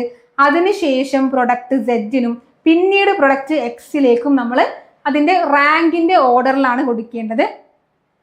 കോൺട്രിബ്യൂഷൻ പെർ യൂണിറ്റ് പ്രൊഡക്റ്റ് എക്സിനാണ് വലുതെങ്കിൽ കൂടെ അതെന്താണ്, ലിമിറ്റിംഗ് ഫാക്ടർ വരുന്ന സമയത്ത് പ്രൊഡക്റ്റ് വൈക്കാണ് കൂടുതൽ കോൺട്രിബ്യൂഷൻ വരുന്നത്. അതുകൊണ്ട് തന്നെ എന്താ, പ്രൊഡക്റ്റ് വൈ ആണ് റാങ്കിൽ 1 വരിക. ഇതാണ് നമ്മുടെ ഫൈനൽ പ്രോബ്ലം എന്ന് പറയുന്നത്. അടുത്തത് നമുക്കൊരു രണ്ട് എസ്സേയുടെ സമയത്ത് 4 ക്വസ്റ്റ്യൻസ് ആണ് ഉണ്ടാവുക. അതിൽ 2 പ്രോബ്ലം നമുക്ക് എടുക്കാം, അതല്ലെങ്കിൽ 2 തിയറീസ് ഉണ്ടാവും. ഇതിൽ നിങ്ങൾ പഠിക്കുന്നതിനനുസരിച്ച് ചൂസ് ചെയ്യാവുന്നതാണ്. അപ്പോൾ ഒരു തിയറി കൂടെ നമുക്ക് ഡിസ്കസ് ചെയ്തിട്ട് ഈ ഒരു ക്ലാസ്സിനെ നമുക്ക് വൈൻഡ് അപ്പ് ചെയ്യാം. Explain the concept of enterprise performance management. Enterprise performance management അഥവാ EPM. ഇത് വേണമെങ്കിൽ എന്തുമാവാം, നമുക്ക് 2 മാർക്കിന്റെ ഒരു കോൺസെപ്റ്റ് ആയിട്ട് എന്താണ് EPM എന്നും ചോദിക്കാം. അതുപോലെ ബിഹേവിയറൽ കോസ്റ്റ് മാനേജ്മെന്റ് എന്ന് പറയുന്ന നമ്മുടെ ഒരു ഫൈനൽ യൂണിറ്റ് ഉണ്ട്, അതും ഇതുപോലെ തന്നെ എന്താണ് എന്ന രീതിയിൽ ചോദിക്കാം. And discuss its application in cost accounting. Cost അക്കൗണ്ടിങ്ങിന്റെ ആപ്ലിക്കേഷൻ കൂടെ എന്താണ് എന്ന് ചോദിക്കുന്നുണ്ട്. അപ്പോൾ ഫസ്റ്റ് എന്താണ് EPM എന്ന് അറിയണ്ടേ? EPM enterprise performance management. അതിന്റെ ഫുൾ ഫോം പറയരുത്. അഥവാ നിങ്ങൾക്ക് ഒന്നും കിട്ടിയില്ലെങ്കിലും EPM എന്ന് ചോദിച്ചു കഴിഞ്ഞാൽ എന്റർപ്രൈസ് പെർഫോമൻസ് മാനേജ്മെന്റ് എന്ന് എഴുതുക. ഇത് management approach used by organisations to plan, monitor, measure and improve their overall performance. ഒരു കമ്പനിയുടെ ഓവറോൾ പെർഫോമൻസിനെ ഇംപ്രൂവ് ചെയ്യാനായിട്ട്, നന്നായിട്ട് നല്ലൊരു ബെറ്റർ പെർഫോമൻസിലേക്ക് എത്താനായിട്ട് നമ്മൾ എന്ത് ചെയ്യാണ്, കാര്യങ്ങളെല്ലാം കുറച്ചും കൂടെ പ്ലാൻ ചെയ്ത് എല്ലാം ഒന്ന് കൺസിഡർ ചെയ്തുകൊണ്ട് നല്ല സ്റ്റാൻഡേർഡ് ഒക്കെ സെറ്റ് ചെയ്ത് അതിനനുസരിച്ച് അനാലിസിസ് ഒക്കെ നടത്തി മുന്നോട്ട് പോകുന്നതിനെയാണ് നമ്മൾ EPM എന്ന് പറയുന്നത്. എന്റർപ്രൈസിന്റെ പെർഫോമൻസിനെ കൃത്യമായി മാനേജ് ചെയ്യുക. EPM എന്ന പേരിൽ വരുന്ന പോലെ തന്നെ ഒരു എന്റർപ്രൈസിന്റെ പെർഫോമൻസിനെ മാനേജ് ചെയ്യുക. That is enterprise performance management. ഇത് integrates financial and operational information from different departments to help management analyse results and achieve strategic objectives. ഒരു കമ്പനിയുടെ ഡിഫറെന്റ് ഡിപ്പാർട്ട്മെന്റിൽ നടക്കുന്ന അവരുടെ ഫിനാൻഷ്യൽ പെർഫോമൻസ് ആയിക്കോട്ടെ, അല്ലെങ്കിൽ അവരുടെ ഓപ്പറേഷണൽ എഫിഷ്യൻസി ആയിക്കോട്ടെ, ഇതെല്ലാം കോർഡിനേറ്റ് ചെയ്തുകൊണ്ട് അനലൈസ് ചെയ്യുക. ഏത് ഡിപ്പാർട്ട്മെന്റിനാണ് നല്ല എഫിഷ്യന്റ് ആയിട്ട് അവർ വർക്ക് ചെയ്യുന്നത് എന്നൊക്കെ കണ്ടെത്തുന്നതിനെയാണ് നമ്മൾ EPM കൊണ്ട് ഉദ്ദേശിക്കുന്നത്. മാനേജ്മെന്റ് കോസ്റ്റ് അക്കൗണ്ടിങ്ങിലെ ആപ്ലിക്കേഷൻ എന്തൊക്കെയാണ്? കോസ്റ്റ് അക്കൗണ്ടിങ്ങിൽ ഈ ഒരു എന്തിനാണ് നമ്മൾ ഈ ഒരു കോസ്റ്റ് അക്കൗണ്ടിങ് എന്ന് പറയുന്ന പേപ്പറിൽ EPM-നെ പറ്റി പഠിക്കുന്നത്? കോസ്റ്റ് അക്കൗണ്ടിങ്ങിൽ ഇതേ നമുക്ക് budgeting and cost planning. Budget prepare ചെയ്യുക എന്ന് പറഞ്ഞാൽ എന്താ, നമ്മുടെ ഈ ഒരു ഗവൺമെന്റിന്റെ ഒക്കെ ബഡ്ജറ്റ്സ് വരാറുണ്ട് അല്ലെ. ബഡ്ജറ്റ് എന്ന് പറയുമ്പോൾ നമ്മൾ ഈ ഒരു വർഷത്തേക്ക് എത്ര ചെലവാക്കാൻ സാധ്യതയുണ്ട്, നമ്മുടെ എക്സ്പെൻസിന്റെ ഒരു പ്ലാനിങ് ആണ് ബഡ്ജറ്റ് കൊണ്ട് ഉദ്ദേശിക്കുന്നത്. അതുപോലെ ചെലവുകളെയും, നമ്മുടെ മറ്റ് ചെലവുകളെ, പ്രൊഡക്ഷൻ കോസ്റ്റുകളെയും പ്ലാൻ ചെയ്യുക. EPM helps organisers prepare budget and plan cost for production material. നമ്മളൊരു ലേബേഴ്സ് എന്ന് പറയുമ്പോൾ നമ്മുടെ കമ്പനിയിൽ വർക്ക് ചെയ്യുന്ന ആളുകൾ അല്ലേ, അവർക്ക് നമ്മൾ എന്ത് കൊടുക്കണം, കൃത്യമായിട്ട് വേജ് കൊടുക്കണം. പിന്നെ മെഷീനറീസ് ഉണ്ടെങ്കിൽ അതിന്റെ റിപ്പയർസ് നടത്തണം. നമ്മുടെ പ്രൊഡക്ഷൻ ആവശ്യമായ റോ മെറ്റീരിയൽസ് വാങ്ങിക്കണം. ഇത്തരത്തിലുള്ള ചെലവുകളൊക്കെ നമുക്ക് വരുന്നുണ്ട്. അതിനെ കൃത്യമായിട്ട് പ്ലാൻ ചെയ്യാനും വർഷത്തേക്കുള്ള നമ്മുടെ ബഡ്ജറ്റ് പ്രിപ്പയർ ചെയ്യാനും ഒക്കെ ഈ എന്റർപ്രൈസ് പെർഫോമൻസ് മാനേജ്മെന്റിന് നമുക്ക് കോസ്റ്റ് അക്കൗണ്ടിങ്ങിൽ ഉപയോഗിക്കാവുന്നതാണ്. ഒന്നാമത്തെ കാര്യം എന്താ, ബഡ്ജറ്റിംഗ് ആൻഡ് കോസ്റ്റ് പ്ലാനിങ് ആണ്. അതുപോലെ കോസ്റ്റ് കൺട്രോൾ ആൻഡ് മോണിറ്ററിങ്. നമ്മുടെ ചെലവ് കൂടുന്ന സമയത്ത് എന്താ, ചെലവിനെ ഒന്ന് കൺട്രോൾ ചെയ്ത് വെക്കുക അല്ലെ. ചെലവ് കുറയ്ക്കാനോ റെഡ്യൂസിനേക്കാളും ചെലവിനെ കൺട്രോൾ ചെയ്ത് വെക്കാനായിട്ട് നമ്മൾ എന്ത് ചെയ്യണം, EPM-നെ ഉപയോഗിക്കാവുന്നതാണ്. ആൻഡ് മോണിറ്ററിങ്, എത്ര രൂപയാണ് നമുക്ക് ചെലവായിക്കൊണ്ടിരിക്കുന്നത്, എത്രയാണ് ചെലവാകുന്നത് എന്നൊരു ബോധ്യത്തോടു കൂടെ ചെലവാക്കാൻ ഈ EPM systems track different cost elements. നമ്മുടെ കോസ്റ്റ് എങ്ങോട്ടൊക്കെയാണ് നമ്മുടെ ചെലവുകൾ പോയിക്കൊണ്ടിരിക്കുന്നത് എന്ന് കൃത്യമായിട്ട് ശ്രദ്ധിക്കുക. മെറ്റീരിയൽ കോസ്റ്റ്, ലേബേഴ്സിന് എത്ര കോസ്റ്റ് ചിലവാകുന്നുണ്ട്, ഓവർ ഹെഡ്, ഇൻഡയറക്റ്റ് ആയിട്ടുള്ള കോസ്റ്റുകൾ എന്തൊക്കെയാണ്, enabling management to control unnecessary expenses. ആവശ്യമില്ലാതെ വരുത്തുന്ന ചെലവുകളെ ഒഴിവാക്കാൻ എന്ത് ചെയ്യും, നമുക്ക് EPM-നെ എന്റർപ്രൈസ് പെർഫോമൻസ് മാനേജ്മെന്റിനെ ഉപയോഗിക്കാവുന്നതാണ്. അതുപോലെ വേരിയൻസ് അനാലിസിസ്, നമുക്കൊരു ബ്ലോക്ക് തന്നെ പഠിക്കാനുണ്ട് വേരിയൻസുകളെ പറ്റി. നമ്മുടെ സെക്കൻഡ് ബ്ലോക്കിൽ material variance, labour variance, overhead variance, അതുപോലെ സെയിൽസ് വാല്യൂ വേരിയൻസ്, 4 വേരിയൻസിന്റെ യൂണിറ്റുകൾ തന്നെ നമുക്ക് പഠിക്കാനായിട്ടുണ്ട്. അപ്പോൾ വേരിയൻസ് എന്ന് പറഞ്ഞാൽ എന്താ, നമ്മൾ സെറ്റ് ചെയ്തിരിക്കുന്ന ഒരു സ്റ്റാൻഡേർഡും ആക്ച്വലി നടന്നിരിക്കുന്ന കാര്യവും തമ്മിലുള്ള ഡിഫറൻസ് അല്ലെ, ആ ഒരു ഡിഫറൻസിനെയാണ് വേരിയൻസ് കൊണ്ട് ഉദ്ദേശിക്കുന്നത്. അപ്പൊ വേരിയൻസിനെ കണ്ടെത്തുക. നമ്മൾ ഇപ്പൊ കോസ്റ്റ്, ഞാനൊരു 1000 രൂപയാണ് ചെലവാക്കുക എന്ന് തീരുമാനിക്കുന്നു, അതെന്റെ സ്റ്റാൻഡേർഡാണ്. പക്ഷെ ഞാൻ ചെലവാക്കി വന്നപ്പോൾ 1200 രൂപയായിപ്പോയി. അപ്പൊ അവിടെ ഒരു -200ന്റെ ഒരു എന്ത് സംഭവിക്കുന്നുണ്ട്, വേരിയൻസ് ഉണ്ടാകുന്നുണ്ട്, ഡിഫറൻസ് ഉണ്ടാകുന്നുണ്ട്. അതിനെ മനസ്സിലാക്കുക, എത്ര രൂപയുടെ ഡിഫറൻസ് വന്നു എന്ന് മനസ്സിലാക്കാനും നമ്മുടെ ഈ എന്റർപ്രൈസ് പെർഫോമൻസ് മാനേജ്മെന്റ് അഥവാ EPM നമ്മളെ ഹെൽപ്പ് ചെയ്യുന്നുണ്ട്. Next performance evaluation. കമ്പനിയുടെ ഫിനാൻഷ്യൽ അതുപോലെ തന്നെ നോൺ ഫിനാൻഷ്യൽ പെർഫോമൻസുകൾ ഇംപ്രൂവ് ചെയ്യാനായിട്ട് അല്ലെങ്കിൽ ഇവാലുവേറ്റ് ചെയ്യുക. നല്ല രീതിക്കാണ് ഒരു കമ്പനി മുന്നോട്ട് പോകുന്നത്, കമ്പനി നന്നായിട്ട് പെർഫോം ചെയ്യുന്നുണ്ടോ, അത് ഫിനാൻഷ്യലി പണത്തിന്റെ കാര്യങ്ങളിലായിക്കോട്ടെ, അതല്ലാത്ത നോൺ ഫിനാൻഷ്യൽ മെഷേഴ്സിലാണെങ്കിലും കമ്പനി നന്നായിട്ട് പെർഫോം ചെയ്യുന്നുണ്ടോ എന്ന് ഓരോ ഡിപ്പാർട്ട്മെന്റുകളും കമ്പനിയുടെ ഓരോ യൂണിറ്റുകളും നന്നായി പെർഫോം ചെയ്യുന്നുണ്ടോ എന്ന് ഇവാലുവേറ്റ് ചെയ്യാൻ നമ്മൾ എന്തിനു ഉപയോഗിക്കുന്നുണ്ട്? EPM ഉപയോഗിക്കുന്നുണ്ട്, എന്റർപ്രൈസ് പെർഫോമൻസ് മാനേജ്മെന്റ്. ഞാൻ അതിന്റെ ഫുൾ ഫോം പിന്നെയും പറയുന്നത് നിങ്ങൾക്കത് ഓർത്ത് വെക്കണം എന്നുള്ള രീതിയിലാണ്. ഡിസിഷൻ സപ്പോർട്ട്, എടുക്കുന്ന തീരുമാനങ്ങളെ ഞാൻ പറഞ്ഞു മാനേജേഴ്സിന്റെ ഏറ്റവും പ്രധാനപ്പെട്ട ഫംഗ്ഷൻ എന്ന് പറയുന്നത് തീരുമാനങ്ങളാണ്. നല്ല നല്ല തീരുമാനങ്ങൾ, എടുക്കുന്ന തീരുമാനങ്ങൾ കറക്റ്റ് ആക്കുക എന്നതാണ് ഏറ്റവും പ്രധാനപ്പെട്ട ഫങ്ഷൻസ് ഓഫ് മാനേജേഴ്സ് എന്ന് പറയുന്നത്. അപ്പം എടുക്കുന്ന തീരുമാനങ്ങളെ സപ്പോർട്ട് ചെയ്യാനായിട്ട് കൃത്യമായ ഫിനാൻഷ്യൽ വിശ്വസിക്കാവുന്ന ഡാറ്റാസ് കൊടുക്കുക. ഫിനാൻഷ്യൽ ആയിക്കോട്ടെ അല്ലെങ്കിൽ ഓപ്പറേഷണൽ ഡാറ്റ ആയിക്കോട്ടെ, വിശ്വസിക്കാവുന്ന റിലയബിൾ ആയിട്ടുള്ള ഡാറ്റ കൊടുത്ത് ഡിസിഷൻസിനെ സപ്പോർട്ട് ചെയ്യുക. അതും EPM ഒരു ഫംഗ്ഷനാണ്, അല്ലെങ്കിൽ EPM കൊണ്ട് നമുക്ക് കിട്ടുന്ന ഒരു അഡ്വാൻറ്റേജ് ആണ്. ഇത്രയുമാണ് നമ്മൾ ഈ ഒരു ഷോർട്ടായിട്ട് ഇതിന്റെ ആപ്ലിക്കേഷൻസ് ഇൻ കോസ്റ്റ് അക്കൗണ്ടിങ് എന്ന് പറയാവുന്നത്. ഇപ്പൊ സമ്മപ്പ് ചെയ്ത് ഞാൻ ജസ്റ്റ് ഈ ഒരു പേപ്പറിനെ പറ്റി ഒന്ന് പറയുകയാണെങ്കിൽ നമുക്ക് 4 ബ്ലോക്കുകളാണ് ഉണ്ടായിരുന്നത്. ഈ 4 ബ്ലോക്കിൽ നിങ്ങൾ ആദ്യം പഠിക്കേണ്ടത് ബ്ലോക്ക് 1 ആണ്. ബ്ലോക്ക് 1ലെ 2 യൂണിറ്റിൽ നിന്നും ഒരുപാട് ക്വസ്റ്റ്യൻസ് വരും. ആ ഒരു യൂണിറ്റ് നന്നായിട്ട് പഠിക്കുക. അവസാനം പഠിക്കുന്ന ആളുകൾ അതിൽ ഇക്വേഷൻസ് കൃത്യമായിട്ട് ഓർത്ത് വെക്കുക. തിയറീസ്, മാർജിനൽ കോസ്റ്റിംഗ് എന്താണ്, അതിന്റെ അഡ്വാൻറ്റേജസ്, ലിമിറ്റേഷൻ, യൂസസ്, ഇത്തരത്തിലുള്ള കാര്യങ്ങൾ അറ്റ്ലീസ്റ്റ് അതിന്റെ പോയിന്റുകളെങ്കിലും തിയറിയായി പഠിച്ചു വെക്കുക. നെക്സ്റ്റ് വരുന്നത് 3rd യൂണിറ്റ് ആണ്. 3rd ബ്ലോക്ക് ആക്ടിവിറ്റി ബേസ്ഡ് കോസ്റ്റിംഗും ട്രാൻസ്ഫർ പ്രൈസിങ്ങും വരുന്ന ഒരു ബ്ലോക്കാണ്. അതും അത്യാവശ്യം തിയററ്റിക്കലി ഇമ്പോർട്ടൻസ് ഉള്ള ഒരു ബ്ലോക്കാണ് 3rd ബ്ലോക്ക്. ഇനി 2nd ബ്ലോക്കിനെ സംബന്ധിച്ചിടത്തോളം അതിൽ 4 യൂണിറ്റുകൾ ഉണ്ട്. കുറച്ചധികം വൈഡ് ആയിട്ടുള്ള കാര്യങ്ങളാണ്. അവസാന നിമിഷം പഠിക്കുമ്പോൾ നിങ്ങൾക്ക് അത് പഠിച്ച് തീർക്കാൻ ബുദ്ധിമുട്ടാണ്. എന്നാലും ആ 4 യൂണിറ്റുകളിൽ 1ാമത്തെയും 2ാമത്തെയും യൂണിറ്റും, അതായത് മെറ്റീരിയൽ വേരിയൻസും അതുപോലെ തന്നെ ലേബർ വേരിയൻസും അതെങ്കിലും ഒന്ന് പഠിച്ചെടുക്കാൻ ശ്രമിക്കുക.